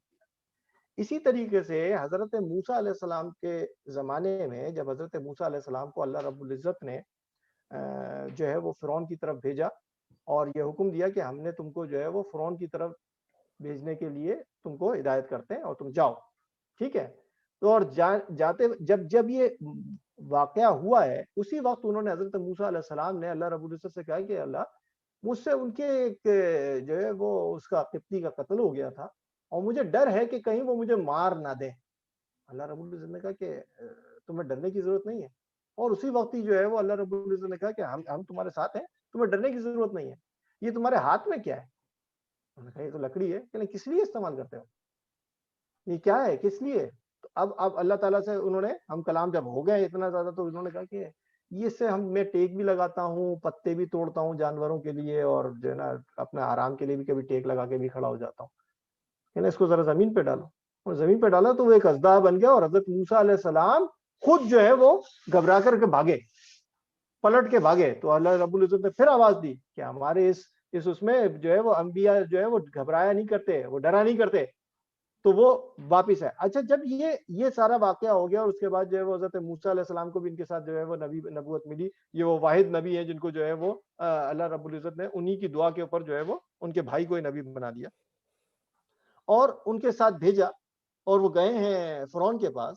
فرعون کے پاس جا کر کے جب ساری کی ساری بات انہوں نے کی, تو فرعون کہنا اچھا تم کس رب کی بات کرتے ہو؟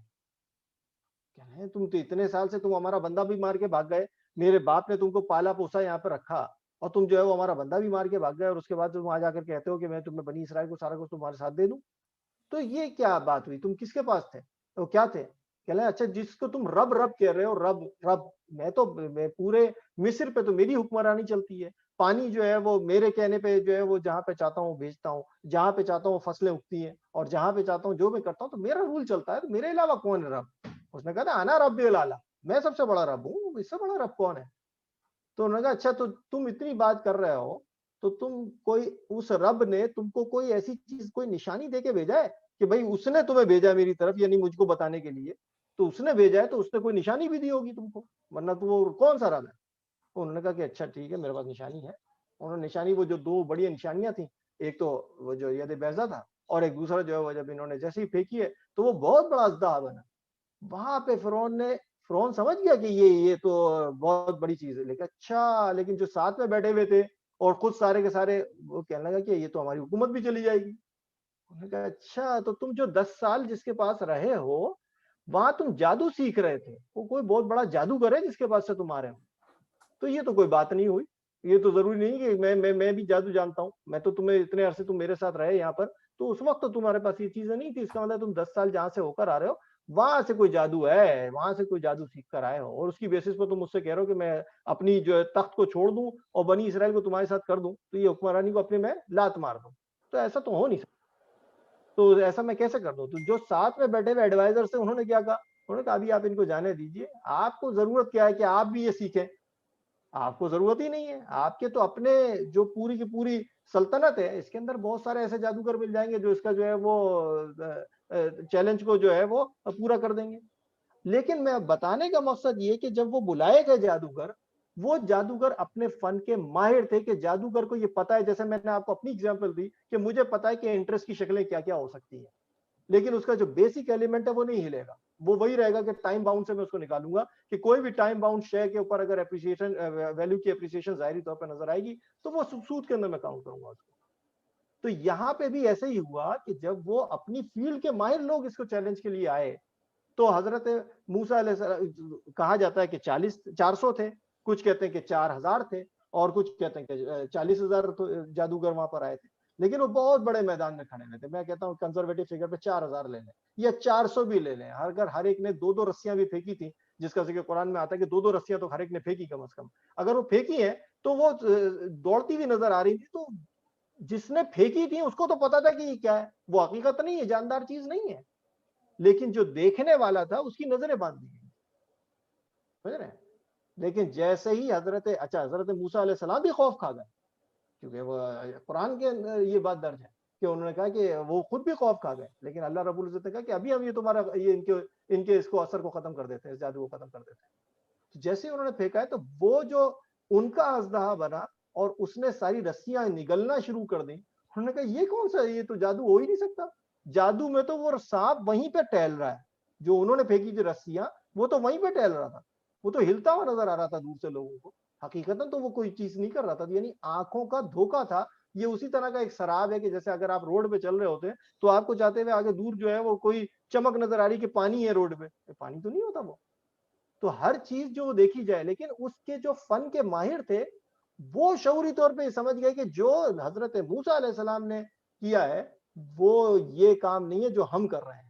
یہ بات بتانے کا مقصد تھا کہ وہاں پہ جادو، اور اگر آپ یہ دیکھیں تو حضرت موسیٰ علیہ السلام کا عصا تو آج بھی موجود ہے، تو کیا وہ آج اژدہا بنتا ہے؟ نہیں، وہ اللہ رب العزت نے ہی ان کو دے کے بھیجا تھا اور وہ چیلنج تھا۔ اور آپ جیسے بات کر رہے ہیں کہ جادو کی، تو جادو تو ڈیفینیٹلی دھوکا ہی ہوتا ہے نا، نظروں کا دھوکا ہوتا ہے، وہ تو آج بھی ہوگا، بعد میں بھی ہوگا۔ دجال کسے کہتے ہیں؟ دجال نکلا ہے دجل سے، اور دجل کا مطلب ہوتا ہے فریب۔ تو فریب یہی ہے کہ اس دنیا کی زندگی کو پر رونق بنا کر کے آخرت کو ہم سے بوجھل کر دیا جائے، تو یہ فریب ہے دنیا کا، یہی تو دجال ہے۔ ہوپ شہزاد صاحب کہ میں نے کوشش کی ہے کہ بہت سمرائز وے میں آپ کو سمجھا دوں۔ بہت شکریہ شہزاد، آپ کچھ ایڈ کرنا چاہ رہے ہیں؟ جی فرمائیے۔ جی بس میں یہی پوچھنا چاہ رہا ہوں کہ واقعہ تو آپ نے بتایا بڑی ڈیٹیل سے اور اس کی وجہ بھی سمجھ میں آ گئی۔ آج کل کے دور میں پھر اپنے عقائد کو مضبوط کر کے ہی ان چیزوں سے، ان دھوکے جو بھی دجالی یا جو بھی ہیں، ان سے بچا جا سکتا ہے؟ بالکل ایسے ہی ہے، بالکل ایسے ہی ہے۔ دیکھیں نا، اگر تو میں بحیثیت صرف دیکھیں مجھ پہ میرے ساتھ سب سے پہلا حق مجھ پہ میری ذات پہ میرے اللہ کا ہے، سمجھ رہے ہیں؟ اور اگر اللہ رب العزت نے جب مجھے ہدایت بھیجی، اور اگر میں اس ہدایت کو آج کے دور میں صرف آفاقیت کے ساتھ موضوع کر کے اس کو دیکھنا شروع کر دوں بحیثیت مسلمان، میں نان مسلمز کی بھی بات نہیں کر رہا ہوں، میں ایک جنرل بات کر رہا ہوں کہ ہمیں اپنے ایمان کو مضبوط کرنے کے لیے کیا چیز چاہیے، تو جب اگر میں اسی کے اندر وہ ڈال دوں گا کہ میں اس کو پیرامیٹرز میں، دنیا کے پیرامیٹرز میں دیکھنا شروع کروں گا، تو پھر میری نظر جو ہے وہ اس آفاقیت کے اندر، جس کو میں کہہ رہا ہوں نا دجل، اسی دجل کے اندر گھومتی رہے گی، اور پھر وہ آگے ہم اس سوچ پہ نہیں جا سکتے کہ جس میں ہم اس جو اللہ رب العزت کی طرف سے جو ہدایت آئی ہے اس کو سمجھ سکیں۔ جزاک اللہ۔ تھینک یو شہزاد عالم صاحب۔ اب ہم دوبارہ جائیں گے عماد راجہ صاحب کے پاس، انہوں نے دوبارہ ہاتھ ریز کیا ہوا ہے۔ عماد صاحب مختصراً اپنا سوال ریز کیجیے پلیز۔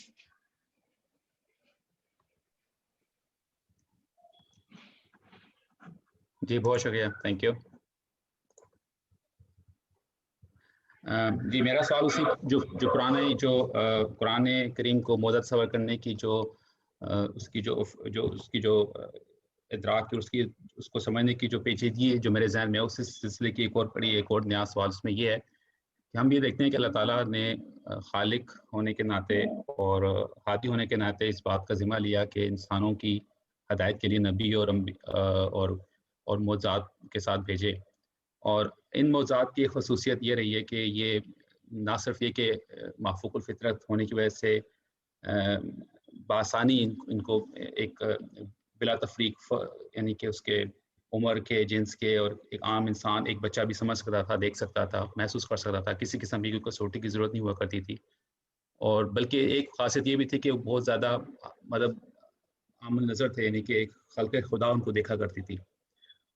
لیکن قرآن کی جو معجزہ کرنے کی جو حقیقت ہے، اس میں ہم یہ چیز محسوس کرتے ہیں کہ اس کے لیے جو ٹارگٹ آڈینس ہے، وہ اس کے لیے ایک شرط یہ ہے کہ وہ عربک لینگویج ہے، جو کہ جس کی جغرافیائی سطح پر دیکھیں تو ایک بڑی محدود آڈینس بن جاتی ہے۔ یعنی اگر میں موجودہ ابھی ایک اس اسٹیٹسٹکس کے حوالے سے بات کروں تو اس وقت دنیا میں کل 21 ارب ممالک ہیں، جن کی آبادی تقریباً کوئی 4.25 کروڑ ہے، یعنی کہ 4 کروڑ 23 لاکھ بنتی ہے، نہیں میں پھر غلط بول رہا ہوں، 423 ملین بنتی ہے، جو کہ کل آبادی 7.5 ارب دنیا کی آبادی ہے، اس کا خالی 5.4% ہے، اور اس میں سے بھی آپ دیکھیں کہ تقریباً کچھ ایک حصہ تقریباً 1/3 جو ہے وہ غیر مسلم ہے، جو کہ سرے سے اس قرآن کا موضوع ماننا دور کی بات، وہ اسلام کو ہی نہیں مانتے۔ اب رہی بات جو مسلمان، جو ان میں سے آبادی ہے 5.4% میں سے، وہ گھٹ کے تقریباً شاید 4% رہ جائے گی یا کتنی، لیکن ہم مان لیتے ہیں چلے 5.4% کے مطابق بھی، تو اس کے لیے بھی پھر اوپر سے پیچیدگی یہ ہے کہ ہمیں اس جیسی یعنی وہ جو پیچھے بات کر رہے تھے کہ کرائٹیریا ہمارے لیے ڈیفائنڈ نہیں ہے، اور اگر کوئی اٹیمپٹ ایسی اگر آئے گی بھی تو اس کے لیے ہمارے پاس بجائے اس کو ہم اس کو ایک اس کو جانچ کے میدان میں لے کر آئیں، وہ تو باقی بات ہے کہ وہ اس کے مطابق ہم اس کو صحیح ہے نہیں ہے ڈکلیریشن تو ججمنٹ تو بعد میں دیں، لیکن پہلے سے اس کو خارج البحث کر دیں یہ کہہ کر کہ یہ کسی غیر مسلم کی سازش ہو یا اس کو بین کر کے، یا یہ کہ ہم چونکہ مسلمان ہیں ہمارے بین زیادہ میں نے تو ایسی کوئی بات نہیں کی احمد صاحب، جی لیکن فرمائیے۔ احمد صاحب ویسے آپ تعلیم کے لحاظ سے مطلب آپ پروفیشنلی کیا چیز ہیں، کیا ہیں؟ ٹیچر ہوں۔ ٹیچر ہیں، اور آپ نے مطلب سائنس ٹیچر ہیں، کیا چیز جی مطلب فزکس؟ جی بی ایس سی یا ایم ایس سی کیا ہوا ہے؟ M S C. M S C کیا ہوا ہے، میرا خیال ہے ایم ایس سی کے اندر پڑھتے میرا خیال ہے کتنے 14 ایئرس کی تو اسٹڈی ہوتی ہے، نہیں زیادہ ہوتی 16 ایئرس کی، نہیں زیادہ تقریباً ہاں ٹھیک ہے 20 سال کی 16 عمر تک 17 ٹھیک ہے 16 17 ایئرس کی اسٹڈی ہوتی ہے۔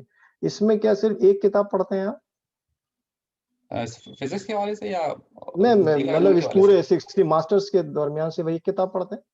نہیں مطلب مختلف ہم نے بہت ساری کتاب پڑھتے ہیں، تو کیا پہلے سے آپ کو جو ہے فزکس کی ساری کتابیں اور ساری چیزیں اور انگلش لینگویج بھی آتی تھی سب سے پہلے؟ بالکل نہیں آتی تھی، بلکہ ابھی بھی نہیں آتی، ابھی بھی ہے کہ تو طالب علم ہوں طالب علم، ہم بھی طالب علم ہی ہیں، میں آپ کو صرف بتانے کا مقصد، میں کسی کو کاؤنٹر نہیں کر رہا ہوں، سوری آپ اس کو پرسنل مت لیجئے گا، میں بتانے کا مقصد یہ ہے ہمارے ساتھ کہ انسان بحیثیت انسان بھی جو ہے نا، جب انسان اپنے طور پر اتنی کوشش کرتا ہے کسی بھی علم کو سیکھنے کی، دنیاوی علم کو سیکھنے کی، ٹھیک ہے، تو عربی کو سیکھنا کوئی ایسا مسئلہ نہیں، کیونکہ جب میں بھی اسٹڈی کر رہا تھا اسکول میں تو میرا خیال ہے ضیاء الحق کا دور تھا، 1980s کی بات ہے، تو ہمارے پاس انہوں نے جو ہے وہ نصاب میں کمپلسری عربی کر دی تھی، اور 6 7 8 میں جو ہے وہ ہم نے خود عربی پڑھی، ٹھیک ہے، اور وہ ہمارے اس کا کورس کا حصہ تھی، اور پڑھنا مست تھا، پیپر بھی دیتے تھے، اس زمانے میں عربی سمجھ میں بھی آنے لگ گئی تھی۔ مطلب یہ تو ایک آپ کو بتانے کی میں بات کر رہا ہوں کہ بچے کے لیے یا انسان کے لیے یہ ہونا کہ جناب یہ عربی زبان میں جو ہے اتنے لوگ ہیں اور اتنے کم لوگ ہیں اور ان کے لیے صرف محدود ہے، تو ایسا نہیں ہے۔ اللہ رب العزت کی ہدایت، کیونکہ نبی کریم صلی اللہ علیہ وسلم کے لیے اللہ رب العزت نے کیا فرمایا کہ وما ارسلناک الا رحمۃ للعالمین، کہ نبی پاک صلی اللہ علیہ وسلم جو ہیں وہ پورے جہانوں کے لیے، تمام جہانوں کے لیے، تمام دور کے جہانوں کے لیے، مطلب جو اس دور میں جس میں وہ آئے اس سے لے کر قیامت تک جتنے بھی دور گزریں گے ہر ایک کے لیے ان کو رحمت بنا کے بھیجا ہے۔ تو وہ لمٹ یا وہ باؤنڈریز نہیں کہ صرف یہ مسلمانوں کے لیے ہی رسول بنا کر بھیجیں گے، بلکہ انسانیت کے لیے ہدایت ہے، ٹھیک ہے نا، انا ارسلناک الا رحمۃ للعالمین، الا رحمۃ للمسلمین نہیں ہے، ٹھیک ہے، یہ تو ہم اپنے ذہنوں سے بھی نکال دیں۔ اب بات یہ ہوتی ہے کہ اللہ رب العزت نے، میں نے جیسے بتایا ہے کہ غیب کے اندر اللہ رب العزت موجود، اور وہاں سے اس عالم الغیب میں سے ہم جو کہ آج فزیکل ورلڈ میں موجود ہیں، وہاں پہ اللہ رب العزت نے اپنی پہچان، اپنی شناخت اور ہمیں ہدایت بھیجی ہے، تو ہمارے میں سے ہی بندے چنے اور ہم ہی میں سے ہدایت بھیجی ہے، ٹھیک ہے، ورنہ تو اگر آپ دیکھیے حضرت موسیٰ علیہ السلام کے اوپر توریت آئی ہے، تو توریت تو ہیبری زبان میں آئی، ٹھیک، تو آج تو ہیبری زبان آپ کو نظر نہیں آتی اتنی زیادہ، تو ہم کہتے ہیں کہ نہیں جی وہ تو ہے ہی نہیں، مطلب کنڈون کر دیں، نہیں ایسا نہیں ہے، ہم تو یہ کہتے ہیں اس سے پہلے بھی اللہ رب العزت نے جو کتابیں بھیجی ہیں اس پہ بھی ہمارا ایمان ہے کہ وہ بھی انبیاء علیہ الصلوۃ والسلام کے ساتھ آئی تھیں، اور وہ کتابیں تھیں، لیکن اگلے نبی یا اگلے رسول کو بھیجنے کا مقصد کیا تھا؟ مقصد یہ تھا کہ وہ ہدایت جو اللہ کی طرف سے آئی اس میں لوگوں نے اپنی مرضی کے مطابق، بعد کے لوگوں نے اس میں تبدیلیاں کی، جب تبدیلیاں کی تو اللہ رب العزت نے پھر ہدایت کو، جسے کہتے ہیں نا ری اسٹیٹ کرنا، تو ری اسٹیٹ کے لیے پھر دوبارہ جو ہے وہ انبیاء علیہ السلام بھیجے، ان کے ذریعے پھر کتاب بھیجی۔ تو آج جو اگر قرآن ہے تو چونکہ نبی جو ہے وہ اسی قوم کے زبان میں ان کو سمجھاتا تھا، ان کے درمیان میں سے ہوتا تھا اور ان کے طرح سے رہتا تھا، کل کو ایسا نہ ہو کہ انسان پھر یہ حجت پوری کرنے کے لیے یہ بات کرتا کہ وہ تو ہم میں سے تھے ہی نہیں، وہ اگر کرتے تھے تو بھائی وہ کرتے تھے نا، ہم تو کرتے نہیں تھے یہ چیز۔ تو اللہ رب العزت نے وہیں پہ انہی میں سے انہی کی زبان کا بولتا ہوا جو ہے وہ نبی بھیجا، اور وہ تو اور کی بات علیحدہ ہے، نبی پاک صلی اللہ علیہ وسلم جب قرآن پڑھ رہے ہیں تو یہ تو سوال قرآن کے اندر موجود ہے، مجھے سورت اس وقت یاد نہیں ہے، میرا خیال ہے سورہ جاسیہ ہے کیا، کہ اس کے اندر اللہ رب العزت نے جو ہے وہ خود کا ہے کہ یہ کہتے ہیں کہ جو ہے نا پیغمبر جو ہے وہ اگر جو ہے وہ نبی پاک صلی اللہ علیہ وسلم جو ہے وہ عربی زبان کے اندر جو ہے وہ قرآن کہتے ہیں تو اس میں کون سی بڑی بات ہے؟ یہ کہہ سکتے ہیں. یہ تو تب ہوتا بات تو تب ہوتی کہ جو ہے وہ پیغمبر عربی ہوتا اور زبان اجمی ہوتی. تو اللہ رب العزت نے وہاں پر بھی یہ جواب دیا کہ اگر تو ایسا ہوتا تو پھر بھی نہیں مانتے یہ اس بات کو. ٹھیک ہے. پھر یہ بھی کہا گیا کہ نبی پاک صلی اللہ علیہ وسلم تو ہمارے جیسے انسان ہیں, چلتے پھرتے ہیں, کھاتے پیتے ہیں, تو پھر یہ کون سی بات ہے کہ یہ رسول ہو گئے اور ہم میں سے کسی سرداروں میں سے کوئی رسول نہیں آ رہے. اگر کوئی فرشتہ آتا اور وہ رسول ہوتا تو ہم مان لیتے. تو اللہ رب العزت نے اس کا بھی جواب دیا کہ اگر ان کے درمیان فرشتہ آتا تو پھر بھی وہ انسان کی صورت میں ہی آتا نا, ورنہ تو فرشتے اگر اپنی اصلی حالت میں آتے ہیں تو پھر تو اس وقت کام پورا کر دیا جاتا. سمجھ رہے ہیں ہمارے ساتھ؟ اگر آرگیومنٹ کے اوپر جائیں گے ہم تو آرگیومنٹ در آرگیومنٹ بہت ساری باتیں ہوتی چلی جائیں گی. سمجھانے کا مقصد یہ ہے کہ زبان بیریئر نہیں ہے, ورنہ عربی زبان ہم اجمی ہو کر کے کیسے سمجھ رہے ہیں اور کیسے جو ہے اس کے اوپر جو ہے وہ آج زبان بیریئر نہیں ہے. میں کچھ عرض کروں گا. جی جی جی, میرا سوال شاید میں صحیح سمجھا نہیں سکا, بڑا ایک اسپیسیفک کیا تھا. میں اس بات سے تو ظاہر ہمیں کوئی شک نہیں ہے کہ اللہ تعالیٰ جو ہے رحمت العالمین ہے اور اس کے لیے زبان, جنس, علاقہ یہ قید نہیں ہوتی. لیکن میرا سوال اس ایمان لانے کی وہ جو دلیل ہے اس سے متعلق تھا کہ چونکہ قرآن ایک عربی زبان میں ہے اور اس پہ ظاہر اگر ہم قرآن پر ایمان لے کر آئیں گے تو باقی ایمان ہمارے سامنے کھلیں گے. تو قرآن پر ایمان لانے کی جو عقلی دلیل, جس کو ایک زبان ہے جس کے لیے میرے لیے ایک بیریئر ہے, اس کے لیے واحد راستہ ٹیسٹیمنی رہ جاتا ہے. میں خود گلف میں تقریباً پچھلے 10 سال سے ہوں اور اس کے لیے بہت زیادہ میں اس کے لیے ایک کوشش تحقیق میں جب ہوں تو مجھے اس بات کی ایک کہنا چاہیے ایک سہولت میسر ہے کہ جو عربک جو اسپیکرز ہیں ان کے ساتھ میری انٹریکشن ہے. بلکہ میں ابھی ریسنٹ پاس میں یعنی کہ پچھلے 1-2 ہفتے کے اندر بھی اپنے عربی ڈپارٹمنٹ کے جتنے بھی جو کہنا چاہیے کہ ماہر زبان ہیں جو عربی کے جو لنگوسٹکس پڑھاتے ہیں یونیورسٹی میں, اب ان سے میں اس چیز کی جو ہے وہ رہنمائی طلب کر چکا ہوں.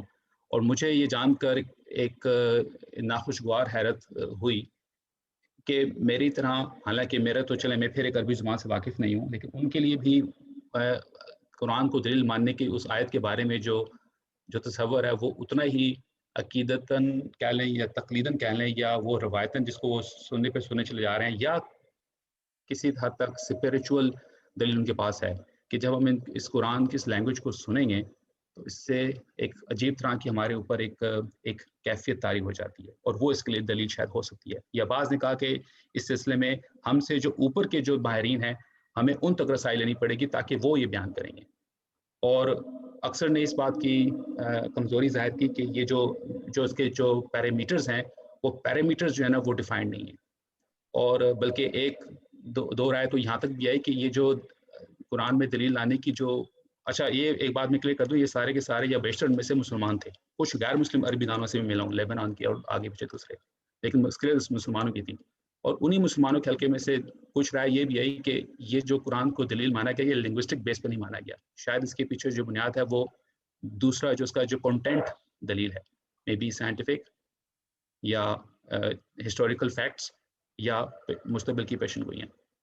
عربک کنٹینٹ کو وہ لوگ بھی نہیں مانتے, یا مطلب عقیدہ تو رکھتے ہیں اس چیز کا لیکن اس کے لیے ان کے پاس کوئی سوال آپ کا نہیں آ رہا. سوال تو پھر میں اس کا رسپونڈ کروں یا ابھی ویٹ کروں, کیونکہ دوسرے بھی ہاتھ اٹھ رہے ہیں. میں آپ کو صرف بتا دوں آپ کو کہ دیکھیں اگر چلے میں ایک جملے میں اگر 2 جملے پڑھنے کی کوشش کروں, میں اگر فرض کر لیتے ہیں کہ غیر مسلم اپنے آپ کو تھوڑی دیر کے لیے تصور کر لوں اور میں یہ چاہتا ہوں کہ میں اسلام یا پر ایمان لانا چاہوں تو اس کے لیے میرے لیے عقلی دلیل قرآن کی وہ آیت ہوگی کہ جس سے میں اس کو جانوں گا. وہ میں نہیں سمجھ سکتا, تو میری رہنمائی فرمائے کہ میں کیسے سمجھوں یا وہ کون سے ایسے ماہرین ہیں جن کے پاس جاؤں, کیونکہ یہ مافوق الفطرت بھی نہیں ہے کہ میں خود دیکھ کے فوراً اس پہ ایمان لے آؤں. تو میری ہیلپ کیجیے اس میں. دیکھیے قرآن پہ تو پہلے ایمان فوراً تو آپ قرآن پہ ایمان نہیں لے کر آئیں گے نا. سب سے پہلے قرآن کے لیے جو اسٹیپ ہے, سب سے پہلا اسٹیپ کیا ہے؟ سب سے پہلے تو اللہ سبحانہ تعالیٰ کو آپ کو سمجھنا ہے, اور اللہ سبحانہ تعالیٰ کو سمجھنے کے لیے آپ کو رسالت کے اوپر یقین رکھنا ہے. کتاب تو پھر بعد میں آتی ہے نا, یہ ساری چین ہے نا. آخرت کا یقین, اللہ کا یقین, آخرت کا یقین. اللہ میں یقین رکھتا ہوں میں. دیکھیں آپ یا یوں سمجھ لیں کہ جو ایک ایگنوسٹک وہ لیول ہے جہاں پہ آپ اللہ کی وحدانیت پر, اس کی ایگزسٹنس پہ یقین تو رکھتے ہیں, لیکن آپ اس حق شناسی کے اس سفر پر ہوتے ہیں کہ جس میں آپ اس کی شناخت ڈھونڈ رہے ہوتے ہیں. مجھے شناخت چاہیے ابھی، جبکہ میرے اللہ پہ یقین رکھنا اور اللہ کو اس طرح ماننا جیسا اس کو ماننے کا حق ہے، دو مختلف باتیں ہیں. نہیں، میں مانتا ہوں اللہ کو، کیونکہ ظاہر ہے اس کی خالق کی تخلیق کے بغیر، کیونکہ میں خود ایک سائنس کا طالب علم ہوں. مانتے اللہ کو ماننا تو دیکھیں، اللہ کو کیا عیسائی نہیں مانتے؟ چلیں اس پہ بحث کیوں کریں، میں تو مان رہا ہوں نا. میں تو کہہ رہا ہوں نا، میں یہی تو آپ کو بتانا چاہ رہا ہوں. اللہ کو ماننا اور اللہ کو اس طرح ماننا جیسے اللہ کو ماننے کا حق ہے، تو وہ کون بتائے گا؟ وہ سیلف ڈریون تو نہیں ہوگا، وہ تو کوئی تو مجھے بتائے گا نا. جو اس کے لیے کوئی یارڈ اسٹک ہے تو مجھے بتائیے تاکہ میں تو اپنا وہ تجزیہ کون ہے؟ کروں. وہ میں پھر انبیاء علیہ الصلوۃ والسلام. پہلے ایمان لانا کس پہ؟ اللہ پہ. اللہ کے ساتھ ساتھ ایمان کے ساتھ ساتھ اس کے رسول پہ ایمان لانا. جی، تو اس رسول نے ہی مجھ کو بتائی نا چیزیں. نہیں دیکھیں، بات ہے رسول ہمارے پاس موجود نہیں ہے نا، ان کی بھیجی ہوئی وہ کتاب ہے جس کو ہم صحیح یا غلط کے تصور پہ چلے پڑھیں گے، ورنہ تو کتابیں تو ہر مختلف انبیاء نے مختلف مذاہب نے بھیجی ہیں. اب تو کوئی بھی ہر مذہب کے اپنے اپنے پیروکار ہیں، ان کے جو رہنما ہیں جن کو رسول مانتے ہیں. ہندوؤں میں بھی ہوں گے، بدھ مت میں بھی ہوں گے، سب کی کتابیں موجود ہیں.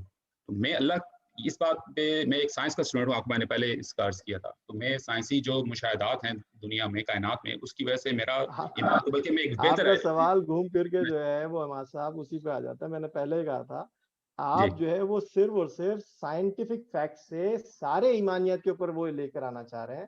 میں ابھی صرف سوال جو لے رہا ہوں ایمان باللہ پہ لے رہا تھا. اب آپ پھر دوبارہ گھما پھرا کر کے کتاب کے اوپر پھر لے کر آ رہے ہیں کہ میں جو ہے نا کتاب کے ذریعے جو ہے وہ ایمان لانا اور چاہ رہا حل نہیں ہے نا ممکن نہیں ہے سر. ہمارے پاس ابھی کتاب کے علاوہ اس دور میں کوئی اور چیز موجود نہیں ہے نا. نبی تو موجود نہیں ہے نا سر. تو کتاب جن کے لیے ہے ان کو اپنے عمل سے تو ثابت کرنا پڑے گا نا. وہ تو چیلنج ویسے کا ویسے ہی موجود ہے نا. جن کے پاس کتاب موجود ہے، یعنی فرض کریں میرے لیے کتاب موجود ہے، مجھے کتاب کو اپنے عمل اور اس سے جو اس کو پورا کرنے کا حق ہے اس سے ثابت کر کے اس کے سامنے دلیل پیش کرنی پڑے گی کہ یہ ہے. میں اس دلیل کو میں نہیں سمجھا. آپ کو کیوں اپنا آپ نے تو پہلے یہ دیکھنا ہے نا کہ قرآن صحیح ہے یا غلط ہے. آپ نے اپنے عمل سے کیسے ثابت کرنا ہے؟ کس نے دیکھنا ہے؟ غیر مسلم نے یا مسلم نے؟ دونوں نے. جو بھی نہیں، پہلے بات میں جو بات کہہ رہا ہوں، اگر آپ نے مجھے صرف یہ چیلنج کیا کہ کتاب موجود ہے تو کتاب کو سمجھے گا کون؟ تو کتاب کس کے لیے موجود ہے؟ پہلی بات تو یہ کتاب میں سمجھنے سے مراد میری یہ کہ اس کو میں حق کیسے سمجھوں، یعنی میں کیسے مانوں کہ یہ ورڈ آف گاڈ ہے. کیا دوسری کتابوں کی طرح یہ ایک روایتی سٹوریز نہیں ہے جو دوسرے مذاہب میں ہیں. یہ تو قرآن خود جو ہے وہ یہ صرف آج کی بات تو نہیں ہے. یہ جو آپ نے بات کہی ہے یہ تو نبی پاک صلی اللہ علیہ وسلم کے دور میں اور قرآن کے اندر موجود ہے کہ قال اساطیر الاولین. یہ کوئی بات نہیں ہے نئی. یہ تو قرآن کے اندر یہ تو کہانیاں پچھلے لوگوں کی کہانیاں سناتے ہیں کہ محمد صلی اللہ علیہ وسلم. یہ تو بات آج کی دور کی تھوڑی. بالکل. اب آپ یہ تو نبی پاک. مجھے بتائیے کہ ابو لہب اور ابو جہل جو ہے ان کو عربی نہیں آتی تھی، یا ان کے سامنے نبی کریم صلی اللہ علیہ وسلم پیدا نہیں ہوئے تھے، یا ان کے سامنے جو پلے بڑے نہیں تھے. یہ بات جب آئے گی کہ جب جو شخص جس نے ایمان کو نہیں لانا اور اس نے دلیل کے ساتھ، دیکھیں میرے رسول پاک صلی اللہ علیہ وسلم جن کے زمانے میں موجود تھے وہ جب ایمان نہیں لا رہے تو اللہ رب العزت کی بھیجی گئی ہدایت کو جس نے نہیں مانا تو اللہ رب العزت ان کے لیے کیا کر دیتے ہیں؟ وہ قرآن کے اندر ہی موجود ہے نا، سم بکم عمی فہم لا یرجعون. اب یہ کچھ نہیں کر سکتے، یہ اندھے ہیں، گونگے ہیں، بہرے ہیں. تو یہ وہ والی بات ہو رہی ہے نا. پھر اگر کسی نے نہیں ماننا تو وہ تو اس دور میں بھی نہیں مانا. تو میں کسی کو منوانے کے لیے تھوڑی بیٹھا ہوں. یہ تو میرے نبی پاک صلی اللہ علیہ وسلم جو ہے وہ ان کو اللہ رب العزت نے کیا بھیجا ہے کہ بتانے والے مبشروں منذروں بنا کر بھیجا ہے. منوانا نبی پاک صلی اللہ علیہ وسلم آپ کے ذمے نہیں ہے، یہ تو اللہ نے خود ذمہ لیا. یہ تو وہی جانتا ہے.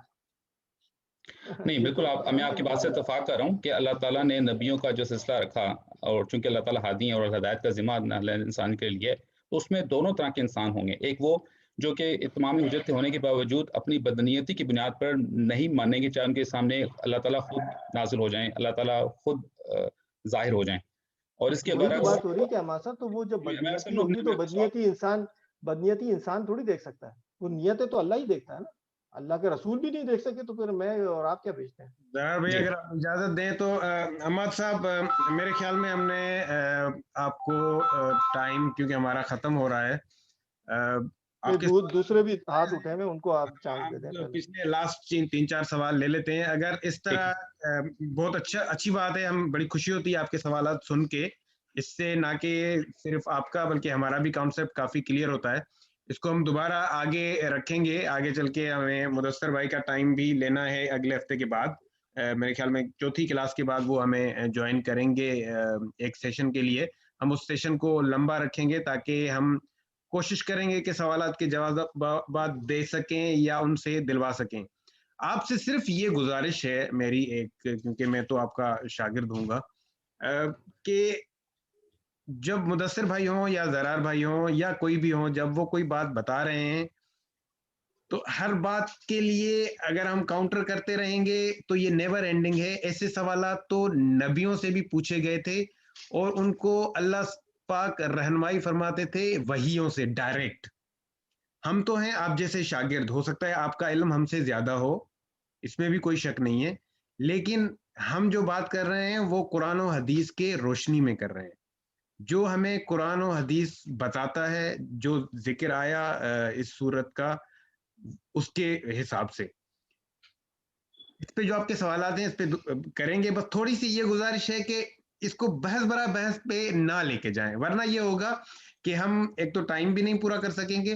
दूसरा आपसे गुजारिश ये है कि मैं आपका नंबर नोट कर लेता हूं, मैं आपकी डायरेक्ट एक मीटिंग करवाता हूं मुदस्सिर भाई से, या दो चार जो दूसरे लोग भी इंटरेस्टेड होंगे तो उसमें हम और भी आपको क्लियर करने की कोशिश करेंगे। तो आपका बहुत शुक्रिया, उम्मीद है आप नाराज नहीं होंगे, हमारे साथ रहेंगे और हम इस को जारी रखेंगे। इन चीजों को मैं हम तो बल्कि शुक्रगुजार हूँ कि चलें आप लोग हेल्प करें। लेकिन ये जो आपकी तजवीज़ है, मैं एक तो खुद इस बात का एहसास कर रहा हूँ कि बल्कि अभी मैं देख रहा हूँ, काउंट कर रहा हूँ कि 3-4 हाथ आ चुके हैं अभी, और मैं दूसरों की एक तलफी महसूस कर रहा हूँ और मुझे इस पर शर्मिंदगी महसूस हो रही है। लेकिन आपकी जो तजवीज़ है कि अगर कोई ऐसा डायरेक्ट रब्ता मेरा मुमकिन हो सके जहाँ से मुझे अपने इन सवालों की इसकी जो तस्नीकी है उसका कुछ हासिल हो सके, तो मैं आपके लिए मैं बहुत शुक्रगुजार हूँ इस मेहरबानी के लिए। बिल्कुल ठीक है, बिल्कुल ठीक है। शुक्रिया। अगला सवाल हम लेते हैं अहमद बाबर साहब से। अहमद बाबर साहब अपना माइक अनम्यूट करें प्लीज। जी अस्सलाम वालेकुम। जी हाँ, तो मेरे दिन से, लेकिन एक चीज जो कॉन्सेप्ट दो जिन पर बात हो रही थी, एक मौजज़े के बारे में बात हुई है ऑलरेडी। तो एक इन्होंने बात की थी जादू की, एक साहब ने, तो मैं थोड़ा सा कंसेप्ट अपना भी क्लियर कर लूंगा और शायद कि मैं बात किसी दूसरे को समझा भी सकूं मेरे, क्योंकि मैंने ये लेक्चर जो मुदस्सिर साहब का आपने शेयर किया था, ये उस टाइम जब हमारा कोर्स चल रहा था तफहीमुल कुरान का, तो उसके बीच में मैं शामिल था। तो एक तो ये मौजज़े पे जो सब बात करते रहे, आप वाली बात के मौजज़ा जो होता है किसी चीज के काउंटर में होता है। तो इसमें एक चीज मैं और कहूंगा कि मौजज़े अंबिया इकराम के साथ रिलेट करते हैं और तब करते हैं जब अंबिया इकराम को चैलेंज दिया जाता था कि आप ये करके दिखाएं या आप हमें इसका जवाब दें, तो उसके नतीजे में मौजज़ा ज़हूर पजीर होता था और वो किया जाता था। और वो कह रहे थे कि आज के दौर में मौजज़े क्यों नहीं होते, इस्लाही लफ्ज को हम यूज करते हैं इस्तिलाह के तौर पे भी, ये मौजज़ा बेसिकली, ये मौजज़ा इसे हम नहीं कहेंगे, इसे हम अपने कहते हैं कि ये अल्लाह ताला की करामत होगी, ये करम हो गया हम पर, ये होएगा। दूसरी एक साहब ने बात की थी कि जी वो जादू के सिलसिले में, तो वो उनसे मेरी रिक्वेस्ट ये है कि जादू एक बहुत वास्ट सी चीज है, लेकिन जो हम मौजूदा दौर में चीजें देखते हैं या जो कुछ वाकयात मशहूर है, वो जादू में नहीं आते, वो या शोबदाबाजी में आएंगे या कहानत में आएंगे, जो कि, और ये दोनों चीजें भी एंटी इस्लाम है। जिस तरह जादू एंटी इस्लाम है, इस तरह ये दोनों चीजें भी एंटी इस्लाम है। और ये शोबदाबाजी और कहानत ये लीड्स करती हैं टूवर्ड बातिल नजरियात के, तो हमें इनसे भी बचना चाहिए। ये जो मैजिशियन शोज होते हैं वो आंख झपकने में कोई ना कोई ट्रिक कर देते हैं, ये इस किस्म के ट्रिक्स का भी कोई इस्लाम के साथ लेना देना नहीं है, ये कोई इस्लाम की गेम नहीं है। बहुत शुक्रिया। वो क्वेश्चन वाली वही बात नजरों का धोखा है ना अहमद साहब, मैं आपकी बात को मजीद बढ़ाऊंगा कि वही नजर का धोखा है, जो देखने वाला है उसको दिखाया कुछ और जाता है और वो दिखाया जाता है कि वो जो बंदा जिसने ये शोभा दिखाया है वो दिखाना चाहता है उसको जिस अंदाज में। बिल्कुल बिल्कुल बिल्कुल। بہت شکریہ ٹائم دینے کا جی، بہت شکریہ. السلام بہت علیکم. شکریہ احمد علی صاحب. نیکسٹ کوشچن ہم لیں گے جنید صاحب سے. جنید صاحب احمد علی صاحب سے آپ نے نہیں لیا، احمد بابر صاحب سے احمد لیا علی تھا. صاحب سے. سوری احمد علی صاحب، میں آپ کا مائک انمیوٹ کر رہا ہوں، پلیز آپ اپنا سوال ریز کریں. السلام علیکم سر، کیا آپ کو میری آواز آ رہی ہے؟ وعلیکم السلام، بالکل صحیح آ رہی ہے.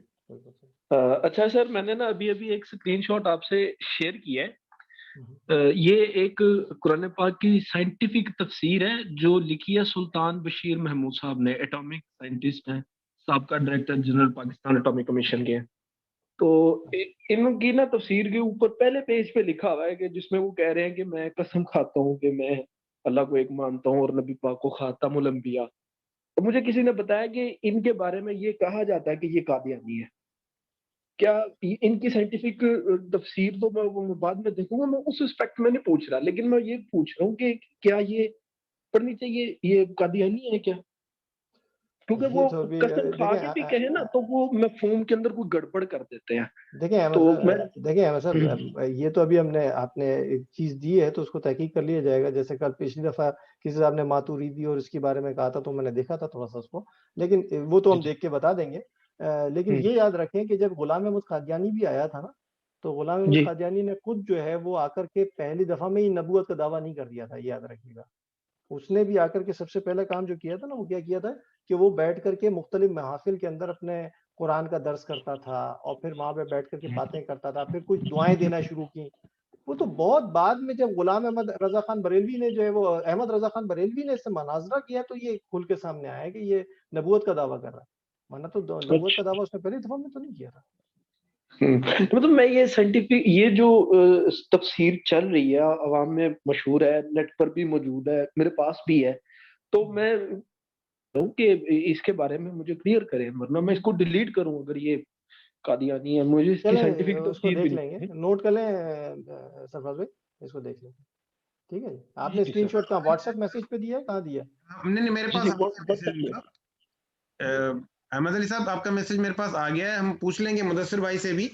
بہرحال کسی کا نام دیکھ کے ہم یہ تو نہیں کہہ سکتے کہ وہ قادیانی ہے یا نہیں ہے، اس کی ریسرچ کرنی، یہ تو پتہ نہیں، اس کو ریسرچ کرنا پڑے گی، دیکھنا پڑے گا. کوئی الزام لگا نہیں سکتے، نہ ہی ہمارا اس میں ہے. نہیں، ان کا پرپس کسی اور کے اوپر الزام لگانے کا نہیں. وہ یہ کہہ رہے ہیں کہ وہ جو تفسیر ہے وہ پڑھنی چاہیے یا نہیں، وہ اس لحاظ سے پوچھ رہے ہیں. تو وہ اس کو دیکھ لیا جائے گا، وہ ہم پوچھ لیں گے. ہم آپ کو پوچھ کے بتا دیں گے. ہم اس ایریا کے لوگوں سے یا اسلام آباد پنڈی سے جو لوگ ادھر ہیں تو اندازہ ہو جائے گا کہ کہاں ہم تھوڑی سی ریسرچ کر کے. جی مجھے میرے ایک دوست نے دی اور وہ کہہ رہا تھا کہ اگر تم مطلب سائنٹیفکلی ان چیزوں کو دیکھنا چاہتے ہو نا تو اس تفسیر کو کنسیڈر کرو.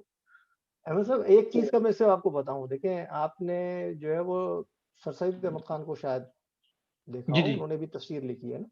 اب سر سید احمد خان بہت مخلص انسان تھے، بہت اچھے آدمی تھے، اور مطلب بہت اسلام سے بھی بہت مخلص تھے اور مسلمانوں سے بھی بہت مخلص تھے. مطلب پاکستان بنانے میں بڑا کردار ادا کیا انہوں نے. جو چھوٹی سی مسٹیک ان سے ہوئی نا، وہ مسٹیک جو ہے وہ ان کی پوری کی پوری تفسیر کو رد کر گئی.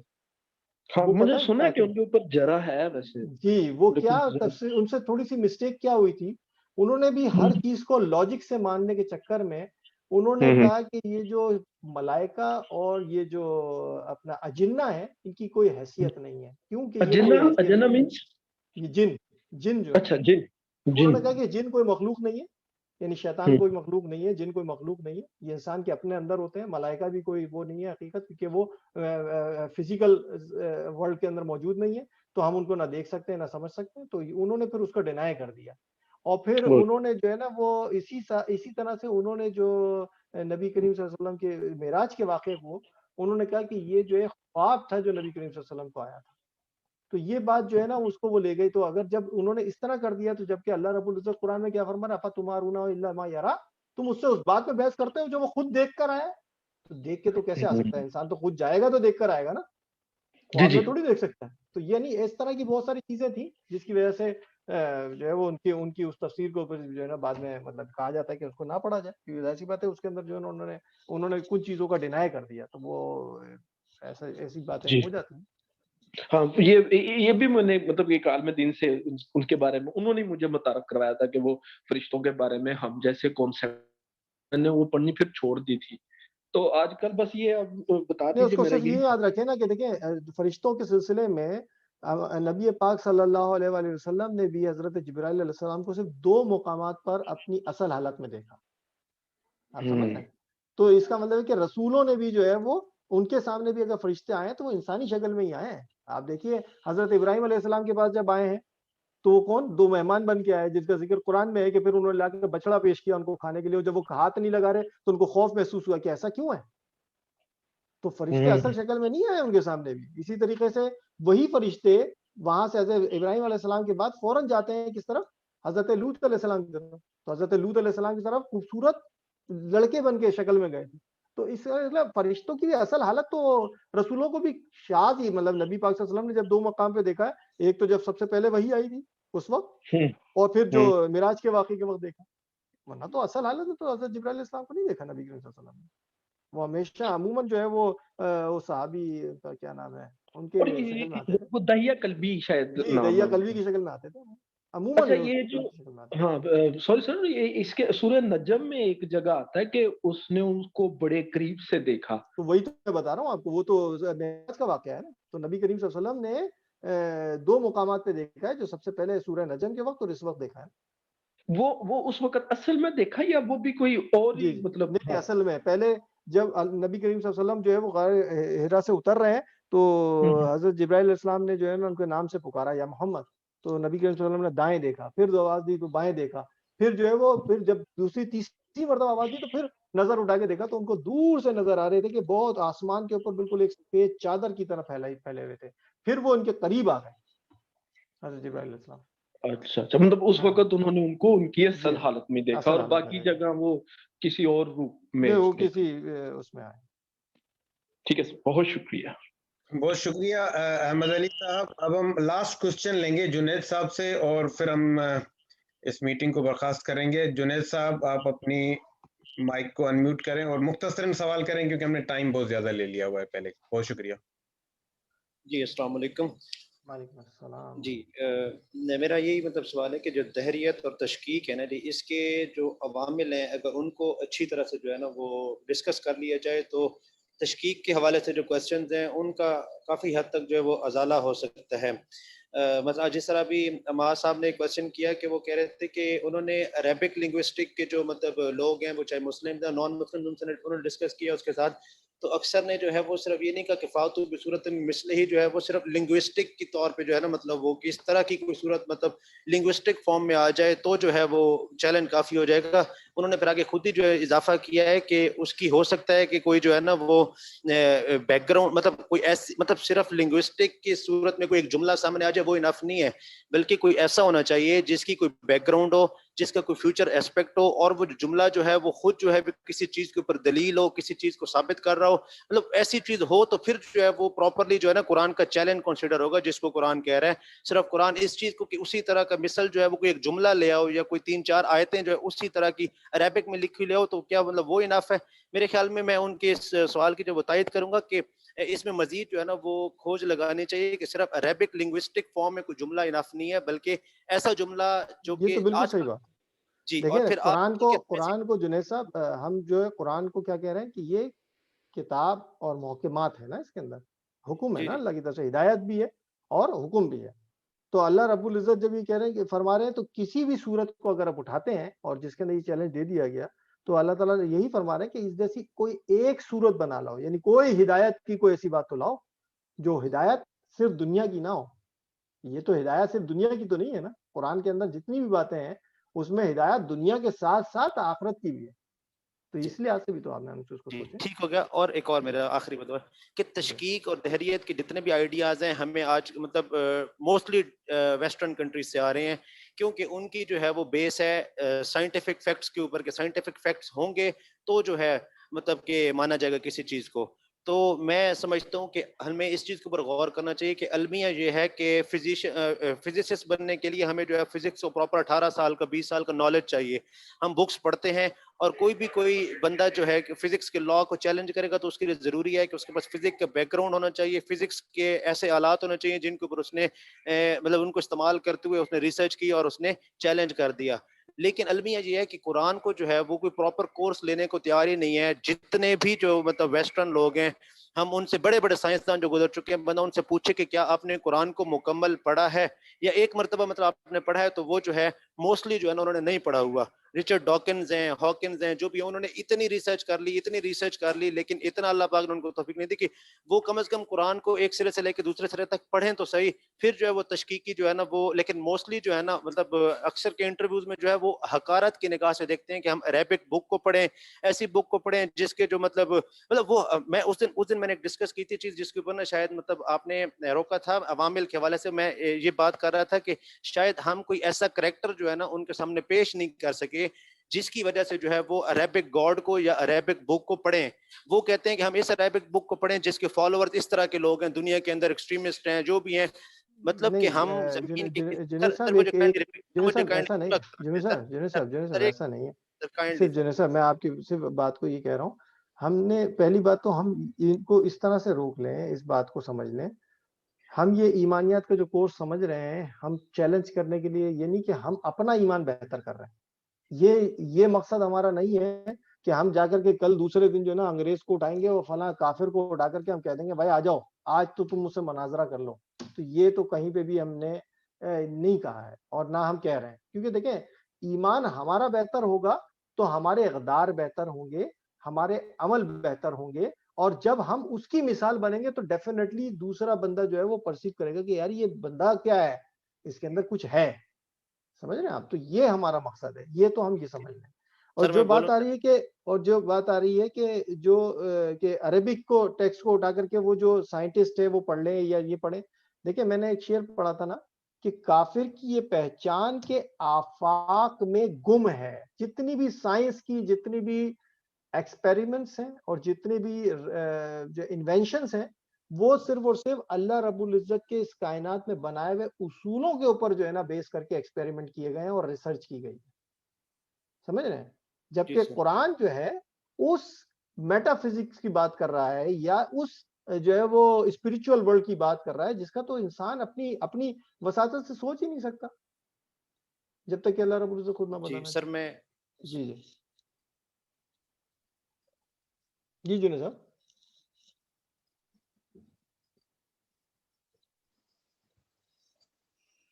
جنید صاحب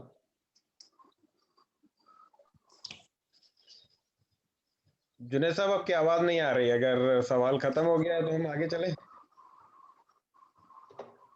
ڈسکنیکٹ ہو گئے.